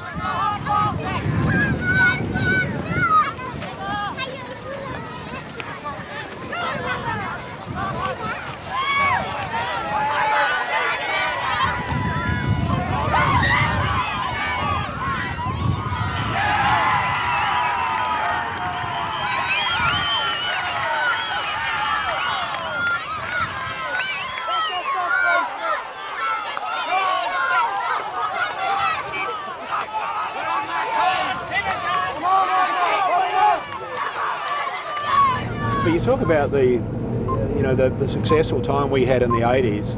I think a lot of it was certainly to do with the fact that we had numbers.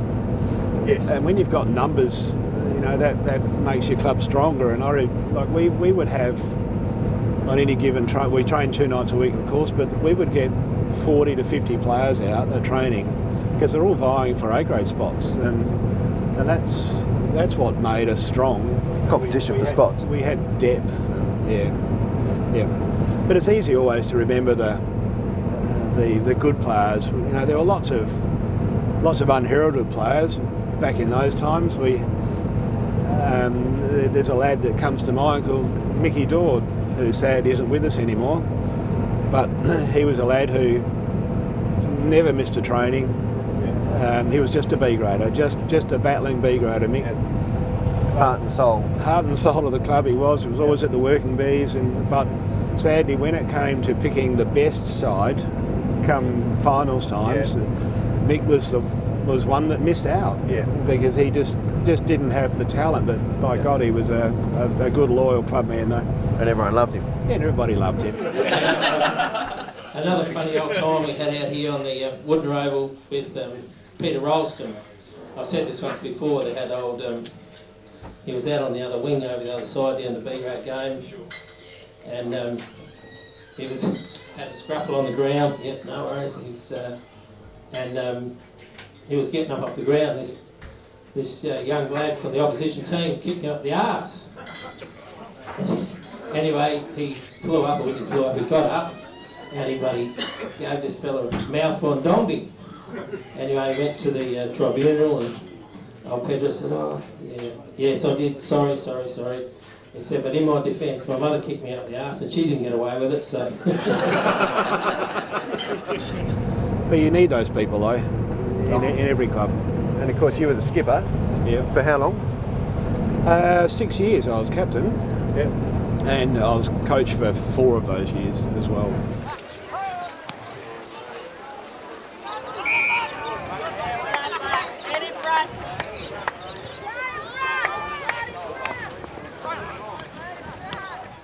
Got anything to say about Greg Du Bois?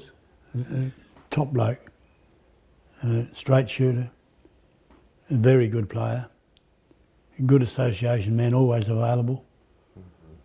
Yeah, getting better. The people who have deserved the biggest prize of the Wudinna Football Club.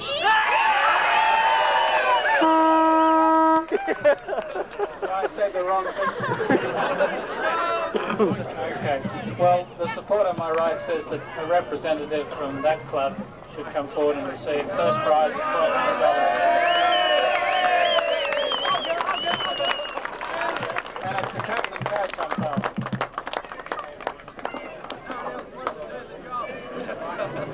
Don't give the present, don't give them the money.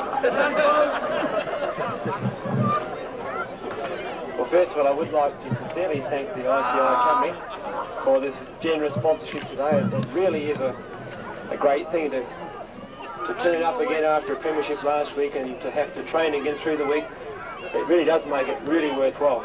In fact, I was speaking to Richard Chamberlain today. He's one of the local ICI fellows, and I said to Richard, well, if you guys can come up with something that a spray that substitutes for rain, you'll make $1 million. But I really would like to thank the ICI company again for this wonderful gift. But again, to the Rural Football Club, I think it's a wonderful innovation that they've come up with this year. Something that we didn't think a lot about until last week, but we're really appreciative of the opportunity to come up here. But again, thanks to the Wudinna Football Club for the effort they put in today, and of course to the other participating sides. Without other sides, it doesn't make a real day. But anyway, without any more to say, thank you very much.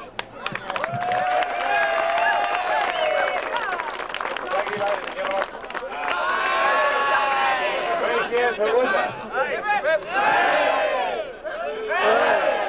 I guess, obviously, I started back in the 70s and was a part of the 71 or 2 premierships. But then moving into the 80s, there was some wonderful times then. I guess you are inclined to remember mostly the premierships. And I do remember particularly the first one, of course, in 81, where we'd come from way back, having essential Konkata then had been premiers 7 years in a row, so to beat them in the grand final was particularly pleasing. What makes the club so strong in those years? I think it's there were some really good people in the club then, and who were they? I've said it several times to other people before, but certainly Pat Hines is one of the great people that's been involved in the Wudinna Football Club during my time, and he and another fellow, Mick Byrne, they were my mentors. Those two guys from my playing days to when I started coaching. Those fellows were right behind me all of the way and gave me all the support that I could possibly have hoped for. You know, they were in the background as the presidents, and Mick was a co-selector with me. But yeah, really knowledgeable people about football and really good people. Good with people, both those guys, and they were the backbone of the club in those days. Tell me, did you ever see Pat Hines play? I played with Pat. Is that right? And I was only a young fella, and Pat was right at the end of his career. But he was. I can always remember Pat at training. Despite his senior years, he was probably in his mid-30s, right at the end of his playing time, and he would still aim to out-sprint or outrun or do something better than a young fella, just to set the example. Yeah. And he was a very good player. Pat, very highly skilled player, very skillful, very fast player, and fair, meticulously fair. Pat was a male medalist himself, and he was a great footballer and a real good team man, and that's what was pretty special about Pat. Yeah. And of course they're modest people, the Hineses. Yeah, absolutely. Yeah, they are really. But they can be pretty funny too in the case of Mark. They're real characters, but they're high achievers. Yeah. I would say I would rate him as a pretty funny man, actually, Mark Hines. Mark can be a real funny man. Give him a few beers, and he's the life of the party. Now this bloke. This bloke, well, he's the best locally bred footballer, without a doubt. Brilliant player. Yeah, terrific speed. Safe ball handler. Wonderful player.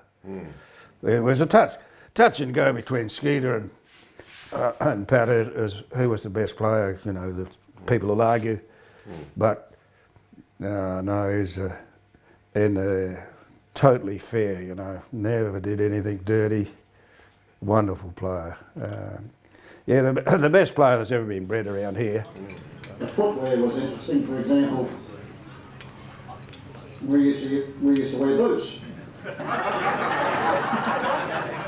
The boots had spreads, leather spreads, and but unfortunately the very hard grounds that we used to play on, the breeds are retained by nails, and the nails used to push through the boots into the foot.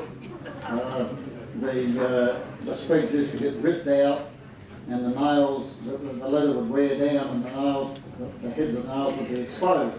Pretty good weapon for gashing a fella.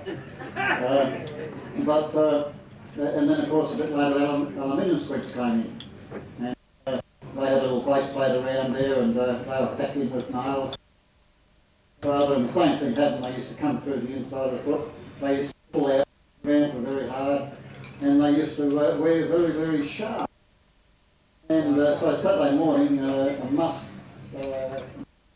renewing the spreads on the footy boots, tapping the nails in, or getting the file out up the aluminium spreads and smoothing them off so they weren't so sharp.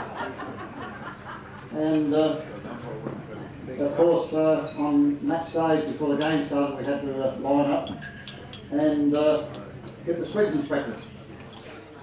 I do remember the 73 season, Mike Edigo's second coaching year. He hurt his knee in a school footy match just at the start of the finals. He missed the second semi and we got belted, I think, and then he came back in the next two finals and pretty much limped around. And he was the best centreman around, and he had to find someone to play centre. So rather than go and pick out some young guy, turned to Hinesy. and Heinze was about 83 then, and he played centre and just, you know, led the way. I'm going to say he and another fella called Albie Scholes was an absolute brilliant player. I don't know whether anybody else has mentioned him, but it was a bit of a, I suppose, bit of a toss-up. But no, Pat would be the best locally bred player, and some will probably argue that he was just as good or better than Skeeter Reid, but Skeeter probably the best player, I suppose. But no, this fella was brilliant. Absolutely brilliant. And he came up about the same time as you did in the A grade? Yeah, I think he might have started 1 year before me, because Pat's a couple of years older than me. Pat Hines at Wudinna, Tower of Strength, Wilkins, strong man, and there's a number of them in Great Flinders who'd be on a panel. Tell me about Pat Hines. Yeah, very highly respected, very good player. He's a male medalist. He's the leader of men. What he says is gospel. Yeah, a good bloke, good businessman. Who he was, he's given it away now. Nothing but respect for him, and his brother Tom. Yep. They're both very good. He's a level head. Pat? Yeah, Pat Hines is a level head. What Pat says it's been thought out. Yeah, reasonable bloke. I like him. Who's those blokes? Well, that's Pat Hines.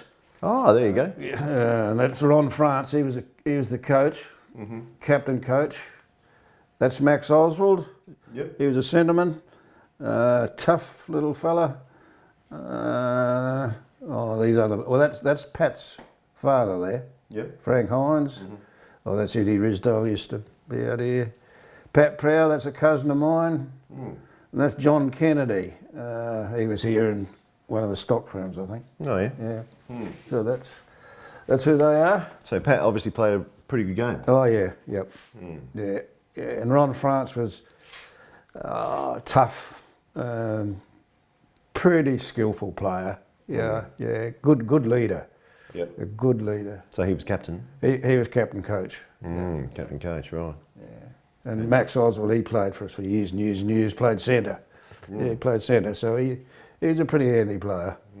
But Pat, as I said, he was the best player ever for Wudinna anyway. Yeah. I don't know why, but couple of fellas from the West Highlands Football Club came to Wudinna and they wanted to see me for some reason or other, and so they went to the garage. They were told I was at the garage. This was night time, 8 or 9 o'clock, and we had the lights on in the showroom, and we opened the door and they came in, and Harold and I both had a long neck each. There was no follow-up from the West Highlands Footy Club, and I don't know why. Well, there were two guys that used to play football for Wudinna that you could never get within 100 yards of, and that was Pat Hines and Eugene Warrior. I wish somebody tripped them up before we got on the ground. They were very slippery, I can tell you. I stood Eugene here in Wudinna one day, and I think I got within about 10 yards of him for the whole day. Bit embarrassing. Perhaps, Eugene will hear from you now if you like. Did he play at Wudinna, Eugene Warrior? All right. Didn't know that. What do you know about Eugene Warrior? Oh, I've just heard the name. I think I don't know, I've heard the name. Has he played league or AFL or? Played Port Adelaide. Did he? Okay, yeah. Legend down the southeast. Okay, yeah, that's all I've... At Yeah. Millicent. Yep. Apparently he's one of the... Down there they say he's possibly the greatest player to ever play in the Western Border League. Yep. Which of course used to be, when he was there, it was on, that was on television down there. Yep. Every Saturday it was Big League. Yep. Who's that guy? Stuart Rowenfeld. Oh yeah, Stewie. Oh yeah. He was a pretty good player. Yeah, good tough player. Yep. Yep, I remember Stuart. Yeah. Came in for those couple of years while he was doing agronomy over there? Yeah, he was agronomy for a crop consultant guy that Peter King that we used to use. Yeah, yep. I remember Stuart. So he came out to your place a few times? He has. He did. Yep. Yep. And taught us how to farm. Yeah. Did he have a great deal to teach you? There was always something to learn. Well, he learned it where I learned everything at Newry up to high school. I went through Newry High with Stuart. Did you? Oh, okay. There you go. Yeah, no, he's a top bloke.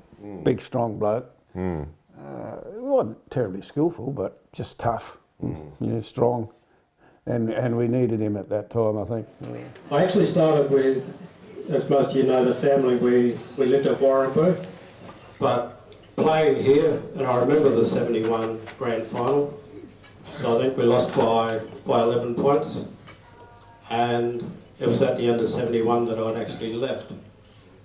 After that, of course, success came for the Wudinna Footy Club, and I wasn't part of it. One of the things that, even going back to my day at the Wudinna Area School, we had a game between the legends, of which these two gentlemen were playing as well, and it was our school team who were playing the oldies, so to speak, and they weren't that much older than us, but we called them the oldies anyway.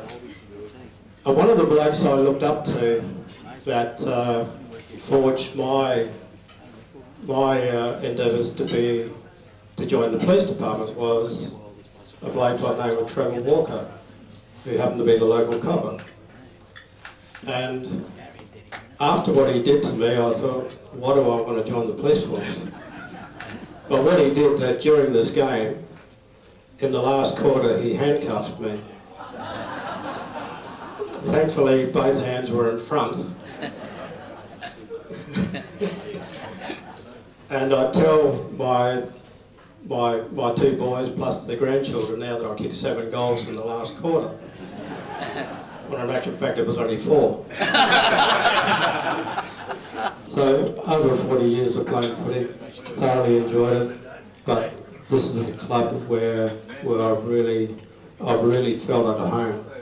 And even every Friday I'd walk past and go up to Dick Waters, the bakery, and Mick would knock on the window and I'd go back and he'd have a piece of steak for me on Friday night.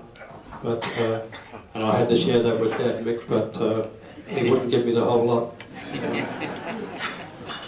But I thoroughly enjoyed it here, and as far as I'm concerned, those that played here with me during that era, you're all family. So thanks so much for doing it. But at the end of the day, this club here, I've only just sort of found out a little bit more about their history. It's pretty solid. Well, 100 years of it. Yeah. It was all new to me, so I did this research. Wudinna started in 1918, hence 100 years this year. As part of the Central Air Peninsula Football Association, they played Coincutter and Minnipa. Pydrie joined in 1923. After a recess, World War II recess from 1941 to 1945, the teams became part of the Leigh Hunt Football League. And these teams were Coincutter, Warrnambool, Elliston, Lock, Minnipa, Wadiki Rovers, Pydrie, Wudinna and Yananee. 1950 saw the amalgamation of Yananee and Pydrie to form United, and Wudinna and United joined together to form Wudinna United in 1989 after becoming part of the Midwest Football League in 1988. So I got that right? Of course, we moved in the 90s, we became black and white.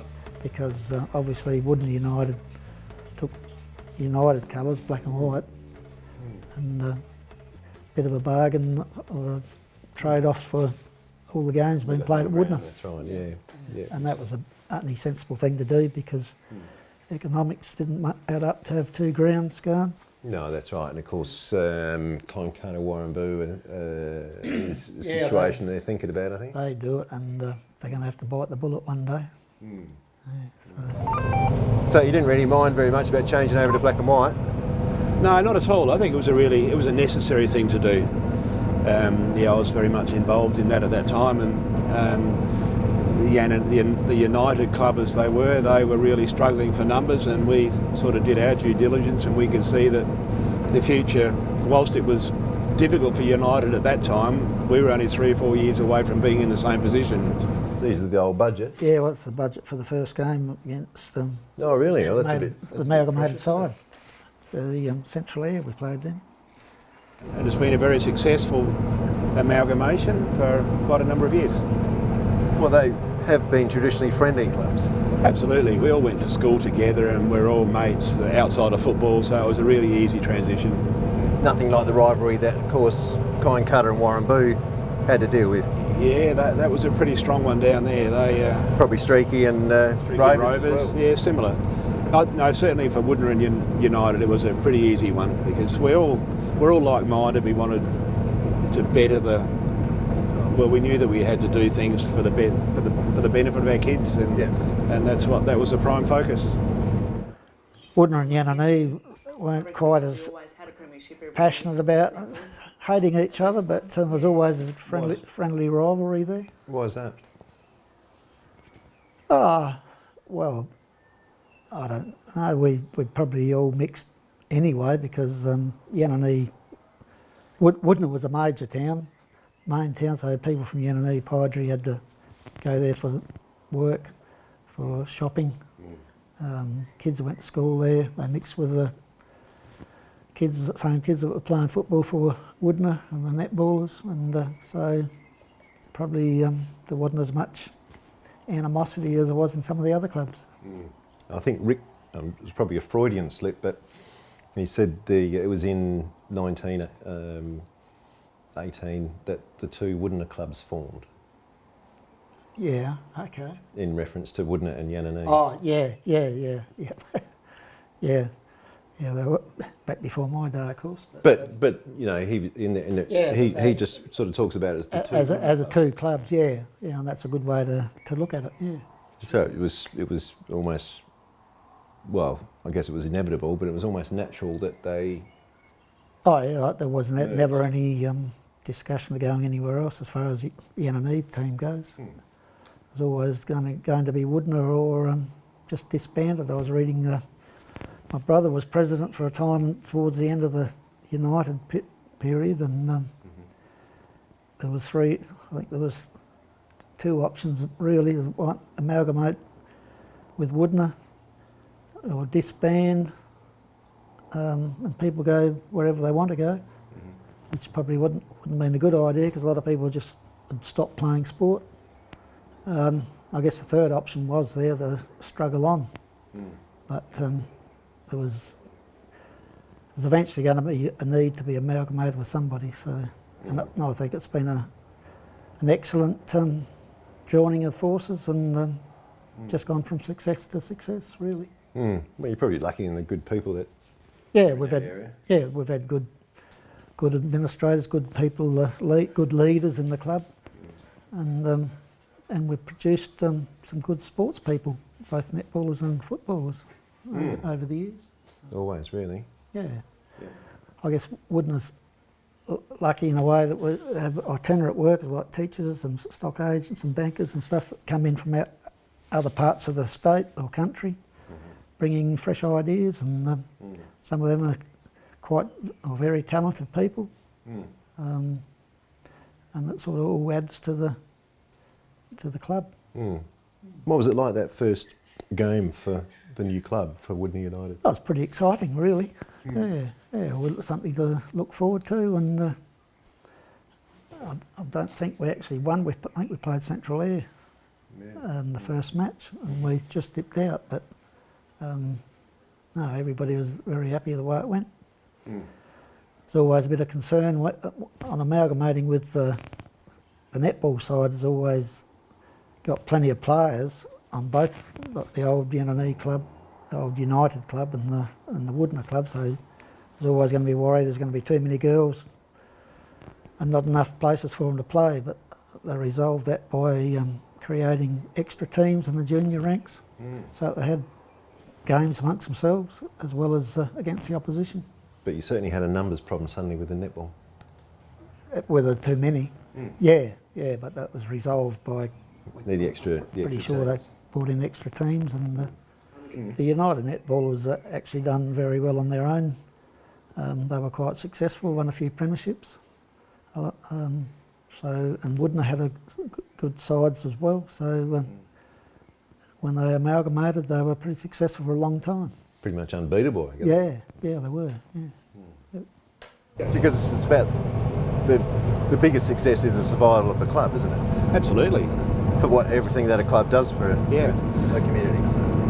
Yeah, well, that's immeasurable. What a football club or a sporting club does for the community, the dollars that it generates that you wouldn't otherwise bring in, and it's the camaraderie and the fellowship, and it's a good Saturday afternoon out for the whole family, and I think that's the beauty of it. Which brings us to today, 100 years down the track. An interesting note is that the 6 clubs today in the Midwest Football League have derived from 44 original football clubs in the same area. So that's a sign of our changing population and how the area and football leagues have adapted to it. Over that period, we've had 22 A-grade premierships for those respective clubs. We've got 26 Mar medalists that have represented our clubs. Jeez, hell, that's an old bud. You were out there that day. That's 1959. Well, I'll be buggered who took that. Yeah. So, what do you remember about 1959? This day. Bloody good year. Yeah. Bloody oath. Fair bit of piss drank. Dennis Betch, is that true? Was a fair bit of piss drink? That was true. What about the season? Were you like top all year and you ran away with it, or was it something that built slowly? No, it was a pretty close game. What was the story of that year? Were you looking particularly good that year, or? Yeah. We had a pretty good year, and we lost a couple that we should have won, probably, but everybody says that. Well, they also could have been the ones that you needed to lose, because they're a wake-up, aren't they? Yeah, although we didn't need any waking up because we hadn't won anything for a long time. So we didn't need a wake-up. Fair enough. It wasn't all our own way, but we got there. And you played Minipur in the game before? Yeah, we won that pretty easy, I think, that one. Yeah. Yeah. By hell, I've never seen that before. Oh, haven't you? No, I've never seen that before. What position did you play? Forward pocket. Yep.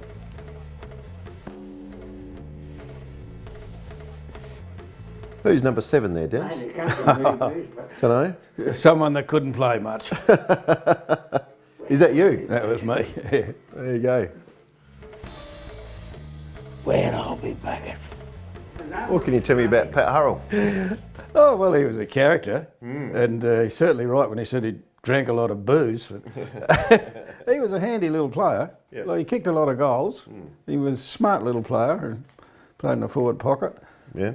I can remember as a kid, Paddy Harrell kicking a goal over his head. Is that right? It was unbelievable, for Paddy Harrell kicking a goal over his head. I just remember as a colt. I still remember it. Oh, well, he could have done, yeah. I reckon he kicked 8 goals one day. Really? I think so. Yeah, so he could play. Oh, yeah, he could play. He quite smart, actually, for around the goals. Yeah. Who are you playing against then? Well, I reckon it's bloody Lock. Playing against Lock, yeah? So they'd be in green and gold there? Lock were green and gold. Yep, still are. Yep. Is that who that's who it was? Lock, yeah. I thought you can see the Guernseys. Well, I'm not good at colour, but that is the green. Yeah, I think it is, yep. Yeah, that'd be against Lock because they were a bloody good football team. Always? Always coin-colour Lock. Coin-colour Lock. We bloody good when we beat them. So that particular game, how long had it been since you'd won a flag? 22 years. Wow. Yeah, I got it in there. I got heaps of photos, footy photos. Really? Yeah. I've got a book in there.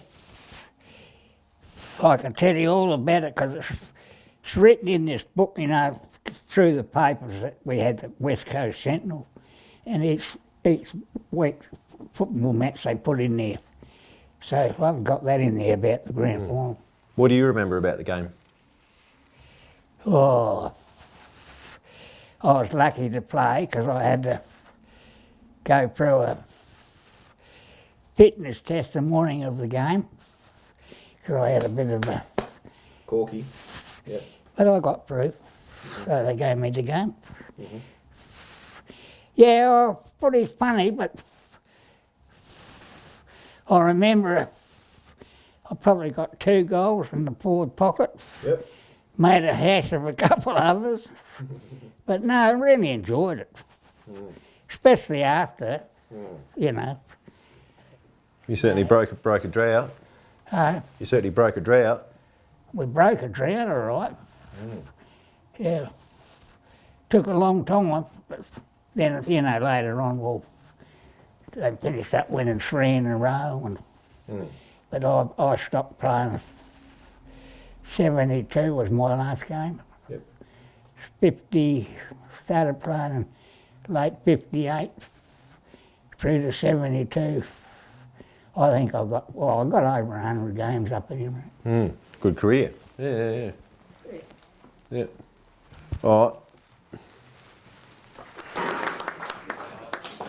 Yep, Dennis Best. First of all, let me say I'm a bit embarrassed to be up here with all these wonderful footballers that won medals and best players. I never won any. He was our captain. Really? Dennis Best. So he could play a bit? Yeah, he could play football. Bloody oath. But I did captain Wudinna about 50 years ago, and at that time my coach was Lothar Scholes. He was a unique character. He coached about 4 different clubs, I think. Yeah, I think he did. Yeah. He coached us for a few years. 3 years, I think. He was coached all the time I was captain, I think. Is that right? Yeah. So he rated you? I don't know whether he rated me, but... Where's he from originally? He's around here. He's a farmer just up the road a bit. Actually, his sons are my neighbours now up there. Like no, he was certainly a unique character. Lothar coached at least 4 clubs in the league. Which clubs? Obviously Wudinna, United, Mentorship, and I think he went to Conncutter one year, or either Conncutter or Elliston, one of those. Yeah, he thought he had plenty to offer, so... Sometimes he had to find somewhere to offer it to. Yeah, that's right. Lothar was a big man, big black bushy eyebrows, big voice, but I think he was a man that really enjoyed life, and he had his own unique way of coaching. I remember here at Wudinna one day, I forget who we were playing, but Lothar gave us all the instructions up on the board. We're going to do this, and the other thing. And I was just about to run out the shed, and Lothar said, "Hang on." He said, "Dear, remember what I told you, otherwise you'd be like the man that shot the boat." I said, "Good, what the hell's going on here?" He said, "You won't be in it." So that was okay. And then we go down to Elliston, and it's blowing a hell of a gale from one end down to the other, and Lothar says if they win the toss and kick with the wind, he said whenever they kick a point, he said we're going to kick out into the wind, because he said they won't be expecting that. And we'll get the ball here, we'll kick it here, here, and here, and here.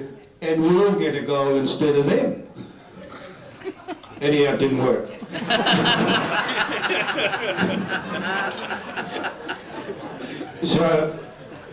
So they kicked about 4 goals in no time. So I went to the fullback, the bloke playing fullback, and I said, "This ain't working." I said, "For Christ's sake, kick it out the other side," which he did. And anyhow, come quarter time, and Lothar comes out, and he comes straight for me. I thought, "Oh shit, he's going to tear into me."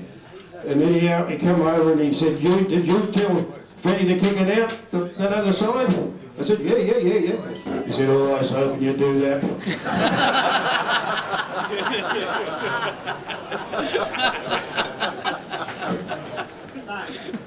So now you'll get the idea of Lothar's coaching methods.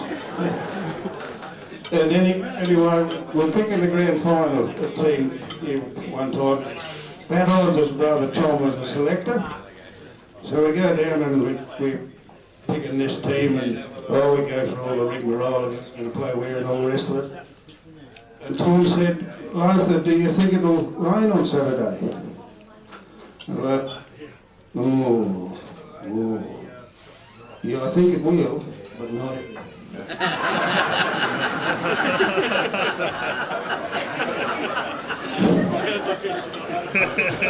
Anyway, that's all right. Lothar and I, we discussed a lot of footy, and we discussed a lot of other things along the way, and he always had a funny little story to tell us. The one that comes to mind is, this guy had to cross the desert, and it was an 8-day trip, and he needed a camel. So he goes down to the camel yard and hires, tells this bloke he wants a camel for this 8-day trip across the desert, and the guy down there hiring a camel said, "Oh, you'll need a big strong bull camel for that." So he hires this camel, away he goes across the desert, he gets out in about 5 days and the old camel collapses, exhausted, he's at it. So the fella trudges back to the guy that hired him the camel at the yard there. He said, "That camel," he said, he was no good, he collapsed on me." And the guy said, "Did you brick him?" "Brick him?" "Yeah, did you brick him?" He said, "You got to brick him." He said, "You take him down to the trough and give him a good long drink." And he said, when he's nearly finished, he said, you get behind him with a couple of bricks and bang, you squash his crown jewels. And he said, and the camel goes, he said, that takes in enough water for the next 3 or 4 days.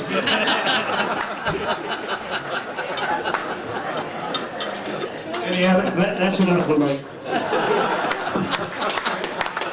A big touch on Lothar Scholes. Well, he coached at Yellowknee too. And he thought one of our biggest problems was the ball didn't stand out enough, so he made everyone wear white socks. And the women thought that we should get rid of him because white socks was the worst thing to wear on the Yellowknee Oval. And if anyone remembers the Yellowknee Oval, was the bloke that you're standing, you took him out first up, because if he took you out, you come down on that hard rubble, and it wasn't very funny, because up your side you'd have all the skin off the knees, the elbows, and after being dumped once or twice for a day, the next week you only went back to take the scabs off again. But I do remember we went through 2 44s of diesel and one of petrol mixed up. We went around the oval and sprayed it with a mister and then lit it up to get rid of the saffron thistle on the oval. And, that worked really well. But the white socks and everything when we went out and played on it the next week didn't come up real good.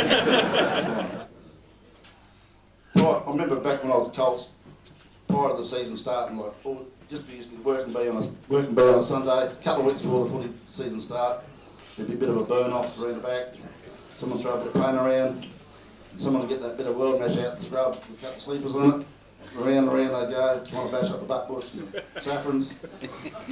Then someone turn up the tractor and a ripper and run an edge around, like a mark around the edge, and we're ready to go. A couple of weeks later, we train on a Wednesday, and a couple of weeks later, we're into it. And apparently that was pretty rough out there. little pebbles on that. They've come off with a bit of skin missing on that oval. Yeah.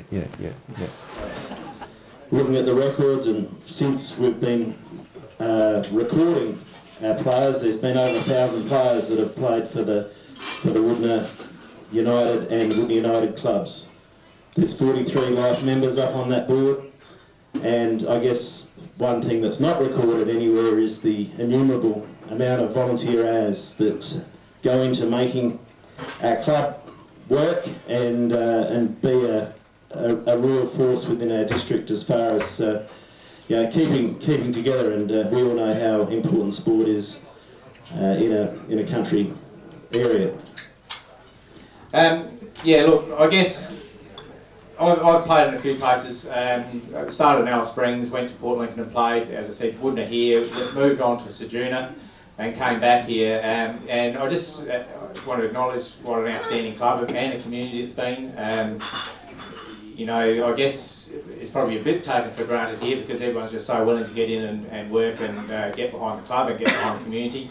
But I can assure you it doesn't happen everywhere, and really to be involved in it, it has been fantastic all the way.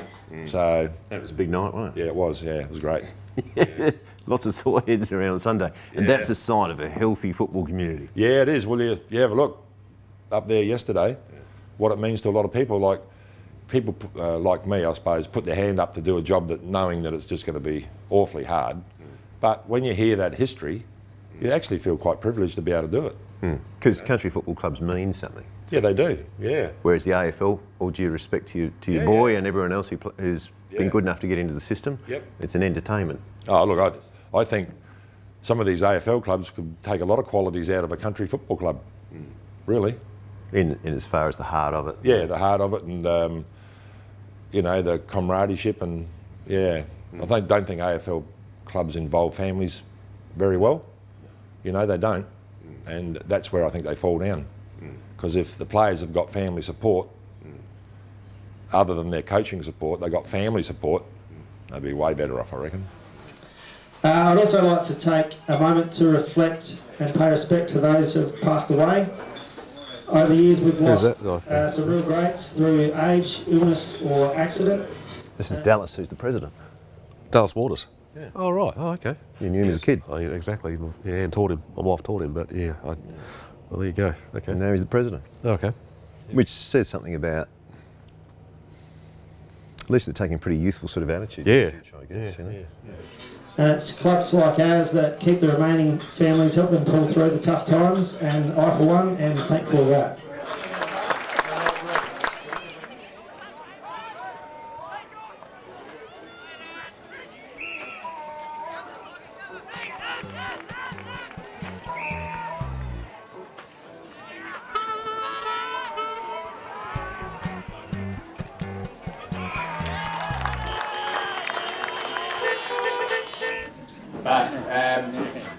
But we're also, I guess, probably in a serious state as far as the league's concerned, because there's a lot of the clubs across the peninsula are finding it difficult to field teams, and it could be that there'll be mergers, but I'm sure whatever happens, there will still be strength in our sports club and our footy and netball here as well. Can I tell you a story? Yeah, go on. I know, is Westy and Senek, is that Pete Senek there? Yeah. Oh, yeah. I remember the first time I met Westy and Senek, I'd been in town for a couple of weeks, and the Central Air boys were trying to get me to play for them because I worked for some of those guys. And you would have. And they must have got wind of that, and I was just sitting in the backyard, and then this posse walked down the driveway. It was Pete Senek, it was Peter West, and I think it was Tommy Seal. I think he was the captain at the time. And like Westy's a huge, big physique on him, and they were quite intimidating. And Senek, he rocked up with, remember, this bald head and his little beady eyes, and I thought, I don't know if I trust this guy. I thought he might pull out a knife or a gun at any stage. Anyway, Westy, Senek and Tommy, they sat me down and they made it very clear it was in my best interest to play for Wudinna and for no one else, and then they left. Turned out it wasn't your best interest. That's right, exactly, yeah, it absolutely was, yeah. They certainly knew where the premierships were going to be. Well, exactly, that's right, yeah, that's right. So, yeah, I was never going to play for anyone else, but they made sure of it. As they would. Yeah. And then, you know, like we ran the mark, as Winger said, you know, we had some great players come in, and Dave Bennett was pretty good, and Rowan Felt ruckman, real good tap ruckman, and a guy by the name of Kenny Puckridge, Stewie Rowanfield. You what, sorry? I only came in 93. 93. They are there, but who's Ken Puckridge? He came the year, he left, he was there in 92, and he left and I came, so I never got to meet him. Everyone talked about him, they said what a great footballer he was, but I never got to see him, never got to play with him. But I reckon Ken Puckridge, he lived in the house, he was a bit of a party boy, he lived in the house next door to me, where I lived, and when I rocked up in, I'll go back a step, Westy, he's a principal of the school, and super coach, really positive, always positive, never put players down, which I really like that. Anyway, there was a single teacher in town who had a house to herself, and Westy went to her and said, look, I've got this bloke coming into town, we wanted to play for Wudinna, he needs somewhere to stay, can he share a house with you? And Anne said, oh look, no way, Puckridge I think was there before, and he was a runner mark, and she said, there's no way, I'm not having any yobbo staying in my house, any football yobbo staying with me, no way, it's not going to happen. And then I ended up boarding in the house next door to her, and in the end she's now my wife. That's a good story. Oh, Stewie speaks pretty well, doesn't he? Ian Marsland, isn't it? Yeah, I reckon. We probably lacked a good ruckman, in fairness, but we picked up a couple of players, but Sam got us pretty fit. Like, I was coaching the Bears, so I sort of got out of a fair bit of training. And Mick sort of hung on to the bench a bit there in that year and kept Sam a bit grounded. But we did pick up a few good players, and I think that, possibly a little bit of discipline was much needed, and a few good players. Sorry? They never knew whether you had him or not. And Sam, the year that I coached, he was living in Adelaide, and you'd name him in the side on a Thursday night, and you didn't know till the Friday whether or not he was actually going to show. He was pretty casual about that aspect of his footy at that stage. But then, within 2 years, he came back and coached a premiership. Yeah. Mm. So you can certainly do it. Oh, absolutely. I mean, honestly, he had the total respect of the guys, from the community. They grew up with him and knew what he was capable of. Just about anything by the sound of it. We had a pretty good side, and I do remember one funny thing in '92. Actually, the grand final was at Poocher, and in those days, it's probably hadn't changed much. Poocher Oval's not much chop, and we sort of had, the late Donnie Irvine was giving Sam a fair bit of instruction about where the wind was going to go in the second half and all this sort of stuff, and Bestie sort of played the game before he even got there. So he went out and they tossed the coin, and Bestie just went like that. He lost the bloody toss. And it was on Poocher Oval, and my bit of a mentor sort of throughout the season was Don Irvine, who's no longer around. He said to me during the week, he said, we were playing Rovers, and he said, you've got to be in front by half time. So anyway, so in my mind I thought, right, we've got to be, we can't be behind at half time. Anyway, when we went out the ground, shook hands, met the umpire, the captain from the Rovers, he won the toss. And there was a bit of a wind going, and I put my hand straight towards the wind. And he sort of, agreed to go the other way. So I think I'm the only bloke that's ever lost the toss and made the decision still to kick with the wind, so that still sticks in my mind. We actually got the win. I remember Ian Kels was coaching Rovers, and he came into the footy shed after the game, and I was sitting at the bestie, and Ian walked up and he said, "Did you win the bloody, just for our supporters' sake, did you win the bloody toss or not?" Sam said, "No, bloody win." Oh, Ian, he just about melted. Anyway, I think we kicked 4 or 5 goals in the first quarter, and we probably needed to. But Winger style, bit of a thunder with the Donny Irvine and Sam not winning the toss but still kicking with the win. Why didn't Sam go on and coach in '93? I don't know. Sam, at that stage, was very unsettled. He didn't know whether he wanted to be at Wudinna or be at Port Lincoln or at Darwin, and he went to all 3 places. Good player, Bear. Oh, absolutely. Could coach a little bit too. Yeah. He had the ability to get the best out of the guy, and he had that total respect, and he had the ability to get the best out of what he had available. He did. So Sam won in '92 and Westie in '93, '94. Yeah, we come across Streaky in the grand final, and we were pretty lucky actually. They were a pretty good side. They were undefeated going into the grand final in '93, and we played a whirler, and we were lucky enough to bring some good future young players, and Luke Du Bois and yourself, Rhino, back. And Streaky, they didn't know much about these lads. They come from Ross Trevor, they were playing first 18, they were bloody up and coming great footballers, and they give us the league speed we needed, and we got over the line comfortably. But yeah, it was a pretty good side, and I guess my time in the '90s, '93, Peter West came and coached, and he was different to Sam. He's about a foot tall for a start.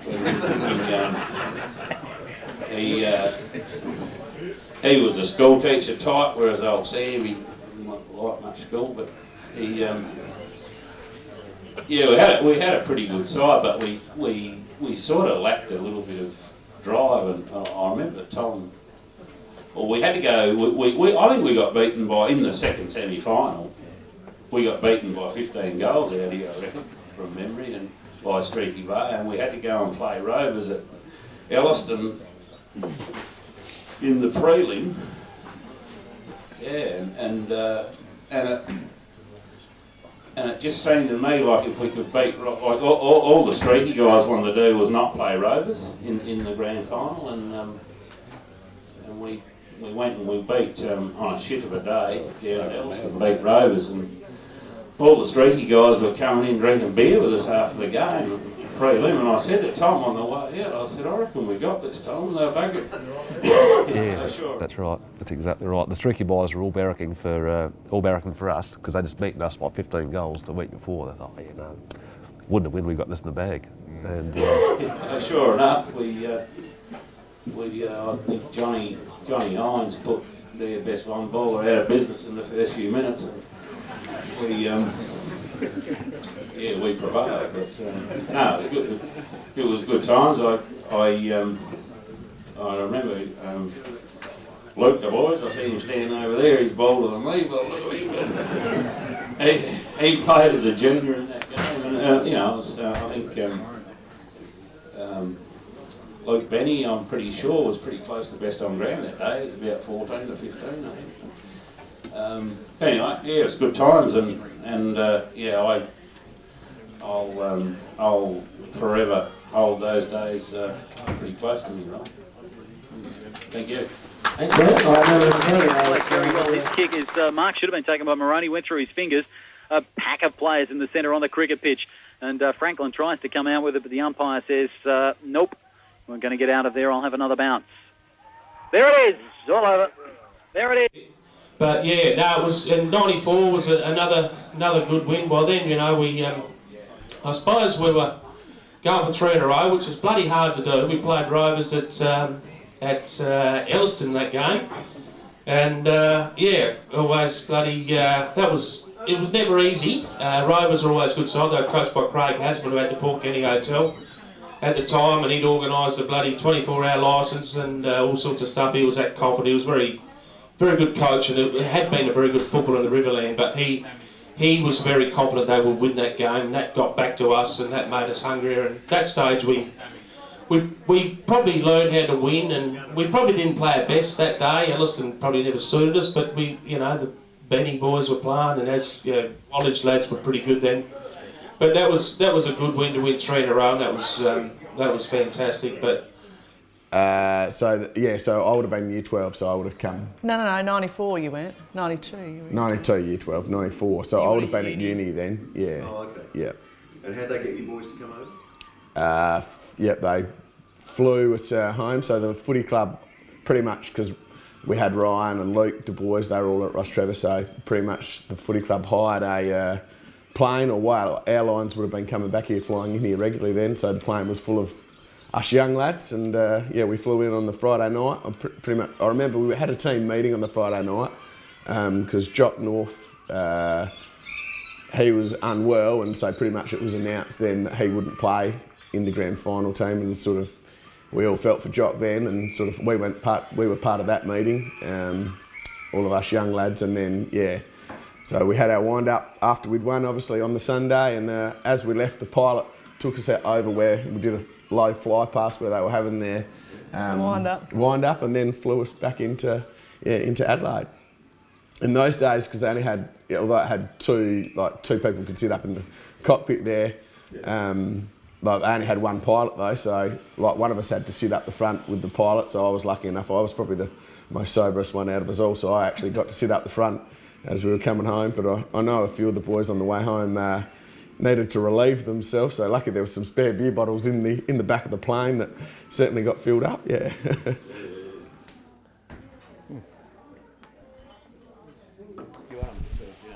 And welcome back to the 1994 Midwest Grand Final. And we can tell you that Wudinna will be kicking, I think we'll call it the highway end to destroy any confusion. And the other, this end that we're at will be either the broadcast end or the club rooms end, so that people can get their bearings on the ground. Ball in, Trezona gets a hit out. It's picked up by the boys, swings onto his right foot, has a shot for goal, and puts it through for a minor score. So there's the first score of the Midwest Grand Final, 1 point to Wudinna. Can't hear that much too good. Ryan Du Bois, the kicker. Sounds like Daryl Johnson. Daryl, yeah, that's... Waiting for the ball to come back into play now. Who? Daryl Johnson. Holmes from Rovers kicking the ball in. Goes deep right up towards the wing zone, but it's been marked there by Tommy Seal of Wudinna. He's going to drive Wudinna back into attack. It doesn't sound like Daryl. With this kick going up towards centre half forward in the forward area. Ooh, a bit of a push in the back there. The plays let go on. It's picked up by Rovers. Bit of a scrambling back there. Rovers clear it out of defence now, going up towards the wing. Ball high in the air. Contested there by Seal. Bit of a scrambling play. It's going to be nice. Get the game go on. From the wing, picked up by Rovers. They go forward into attack. Here's a pack of players. Oh, Du Bois got up high in the air then, almost pulled that one down. Here he goes, he recovered and gets the ball into the forward line. But straight to Rovers. Shane Kills from Rovers has held Wudinna up. I don't know who that's talking. There goes his kick up towards the wing. Players fly again, ball goes over the Snook top. would Here's a probably chance be for out of Rovers now as they go into attack. Picked Give up that by Montgomery, but once again, from memory. Wudinna defence holding up very Amazing. strongly. Remember all these details about past games and past performances. Offhand, trying to run onto the footy there is Tom Seal. He can't pick it up, boundary line too close. And been a whistle on play prior to that, and Seal has given away a free kick. Couldn't see what that one was for, but Rovers will get out of trouble. The kick up towards this centre wing position at the back of the pack. Simon Petty has taken the mark. No, Petty on centre wing. Pretty scrambly so far in this opening quarter. There's the kick up to a very congested forward line. Big arms up the back there. Who was that, sorry? Ian Kenny. Thank you very much. It was Ian Kenny who took the mark. I'm glad you're here to help me. High tackle perhaps on Pringle, but he just went on with it nonetheless to Wilder. Huge thumping kick up forward. He stopped it, I think. Wildy. He has. Jason Wild. Great He goal could from kick a ball, Jason couldn't Wild. he? They're on the run. I reckon he's kicked that from 60 metres. Yeah. Chris? Yeah. He's a good kick on the run, a very long kick, speedy wing, speedy man on the wing. Like that, didn't it? Well, first goal on the board to Wudinna, and they've got the advantage of this breeze in the first quarter, Monty, and they're certainly using it.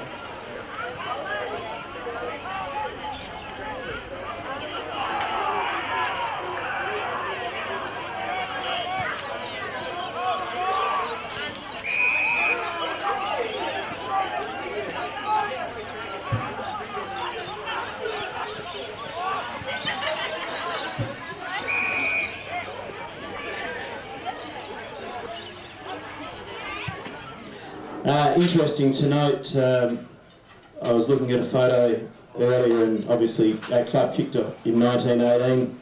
I'm not aware of any photo that represents 1918, but in 1919 there's a photograph, and Alf Byrne features in that photograph.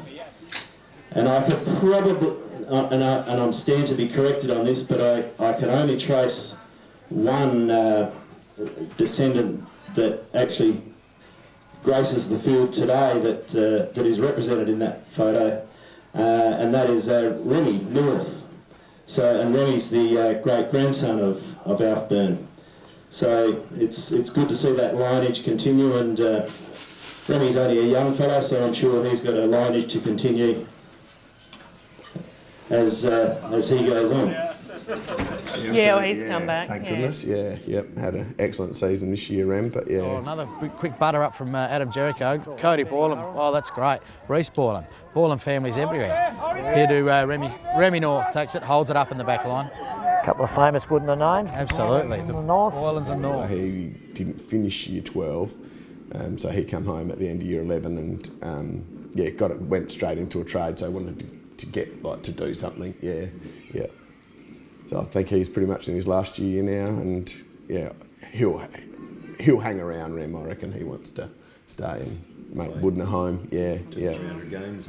Well, I hope so. Yeah, if he keeps his form up, he gets 300 games. Yeah. Survival is success, isn't it? Mm-hmm. Survival of a club is success more than premierships. Yeah. Survival. Yeah. Well, it's just being a success. Isn't it? That's the biggest job the club's got, is surviving. Like a lot of country clubs, they just got to survive.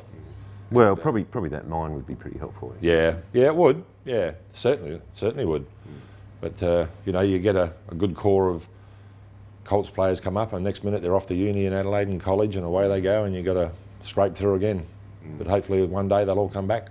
Yeah. And I know it's a bit different to some of the real farmer-orientated clubs. Yeah. There's more of a transient sort of in and out sort of thing with the footy club. Yeah. There are still some great names associated with the club. Who are they? Well, the Seals. He's got a couple of young lads play down Port Lincoln. They come back and play. Isaac, he played yesterday. I think he's come back 4 times this year and played for us. These are all our own kids, by the way. Yeah. Come back and played for us. Has got 4 best on grounds out of 4 games that he's come back. Yeah, anyway, Stevie's got some work Match to do. review panel will have to have a little sitting a bit later on, I would have thought. Looked high from this angle. No, he dropped to his legs. Oh, professional free. He dropped. Oh, I thought it was high. Both players get up pretty sore. Cody Boylan, well dropped, mate. It was a good. we agree to disagree. Anyway, important part of the day. Cody looks a bit proppy too. He does. I think he's a bit sore out of that contest. Dom Denton hadn't got out of it totally scot-free either. Big fella's done all right. Big blokes don't get any smaller as the day goes on, do they, Rizzo? I should know. All day. A little bit challenged on the other end. Big play here. Hines just goes straight to the middle. Front and centre. Ricky Seal. He's got it on the left. I think he's going to make it home, and he goes it. That's not bad with a little spin from the Rickster. Wudinna, they've got a real sniff. 10 goals, 6, plays 8, 9, and those legs are coming into play. Crowd's starting to get a little bit excited here. There's about time, home crowd, 2 goals exactly. up. You think they would have been right in getting the Maggie's chant going on before now. See what happens when you lose up here, mate. So at the end of the day, I guess we're like a lot of clubs. If all of our own kids that are in Adelaide, Port Lincoln, wherever they are, come back and played for Wudinna, I think we'd win way more than we'd lose for sure. We only had really the basis of the team yesterday was still what we normally would have, except for about 4 players. Yeah. But having those 4 players back in, which are local lads, lifted the other guys. Because they all came up through Colts. Yeah, that's right. Yeah, they all know each other. And in fact, there would have been in that 2015 winning premiership Colts side. Of course, you got Sam, you got a few others who would have played in that team. There's probably about 4 or 5 played in that team. Yeah, that's right. It's really only Adam left here, isn't there? In Wudinna. Adam and Thomas DePrey. Oh, Thomas is back. Yeah, at the moment. Yeah.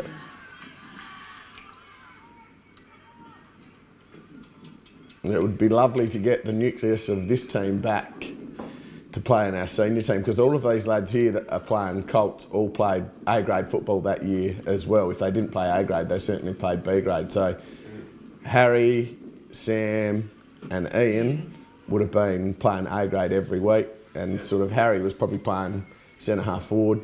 Then Ian was probably playing centre back in the A-grade, and Sam had a really good year that year too, so he was sort of running through the midfield as well.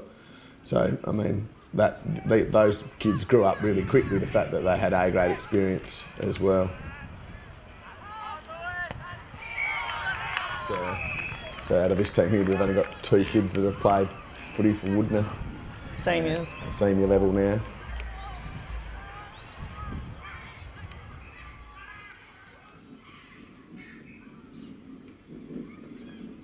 Like that one. Got it back. Louis. When's he due back? He must be due back in October. Yeah, I'm not sure. So what? I don't even know what Louis is doing over there. What, is he studying or? No, just holiday, I think. Yeah. Oh, well, I don't know if he's picked up any work or not. You were bench sitting at this stage, mate. You would have been, because you would have been a young one. I don't reckon you started on Jack. Jackson goes right. Apparently, yeah, he's on. Did you? He didn't really on the radar when I was up there, but No, he would have been too tiny, but yeah. you'll see him kick a good goal here in a bit, actually. Yeah. So there's that great bit where you kick that goal, Jackson, I think, and I think it's definitely your brother comes up as well as a bunch of others to say well done, because you're only about this height. Yeah. It was really good. These kids, the older kids were really, really good to the younger group there. And I mean, we used to call them the mosquito fleet, obviously, when we were out there playing, because we had the big kids that were pretty much numbers. Yeah, well, they were straight down the guts. They were in our corridor and in the middle, and it was the little kids. Now you just got to be the mosquitoes. You just got to get in the road, pester. You might not get many kicks, but you know that you're doing your job. You know, by doing that, keep presenting, take your player out wide because it opens it up for someone else, and all of that sort of stuff. So when the kids did actually get a goal or do the right thing, the big kids were really good in getting around them and saying well done. And sort of in some games when we won by a big margin, it was kind of, you know, the big kids had to kick with their left foot, or they had to, if they took a mark, they had to handball off and give it to these little kids. Good idea. As they ran past. Certainly throughout the season when we were winning, you know, we'd be 10 goals up by the first quarter, and it was about, right, now you've got to teach these little kids to get in the right spot and reward them for doing the right thing. Yeah.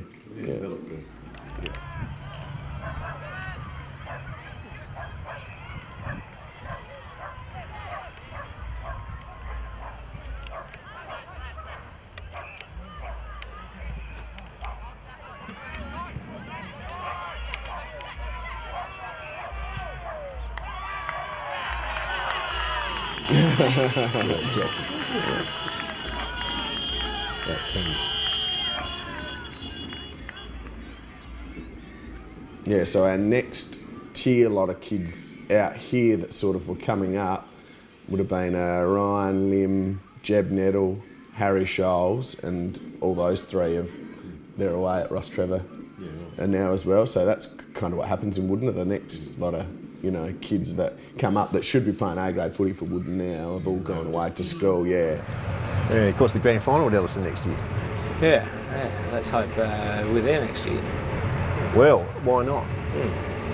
What is it going to take for Wudinna United to be there grand final day at Ellison?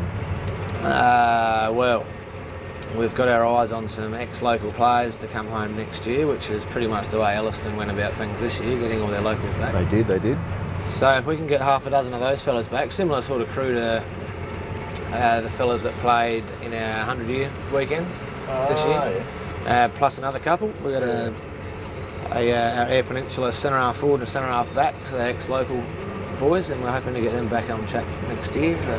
It's amazing how quickly you can turn these things around. Well, it hasn't happened yet, but this is what's got to happen if we're going to be a chance, Because when you win the premiership next year, this is a conversation that we will be using. Yeah. Premonition.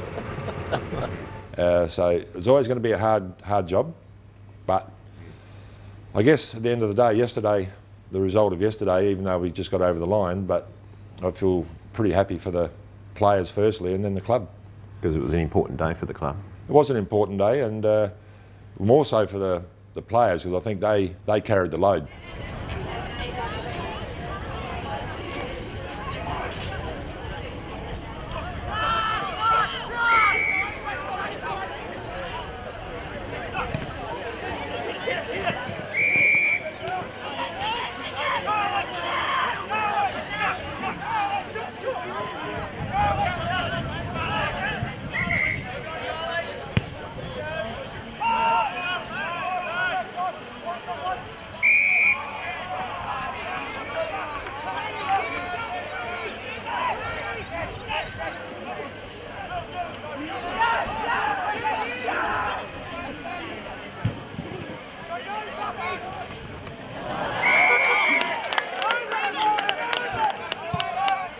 And they did very, very well. They delivered, that's right. Yeah, they delivered, yeah.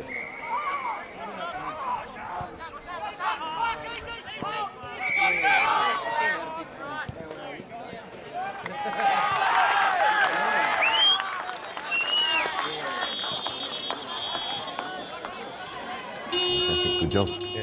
Thanks very much, Phil. No worries, good on you. How you going, mate? Yeah, good. Well, I might leave it there then. Pat Hull, thank you very much. You're an absolute legend. Yeah, thanks, mate. Yeah, good on you. It's good to see. Oh, well, it's a great club, mate.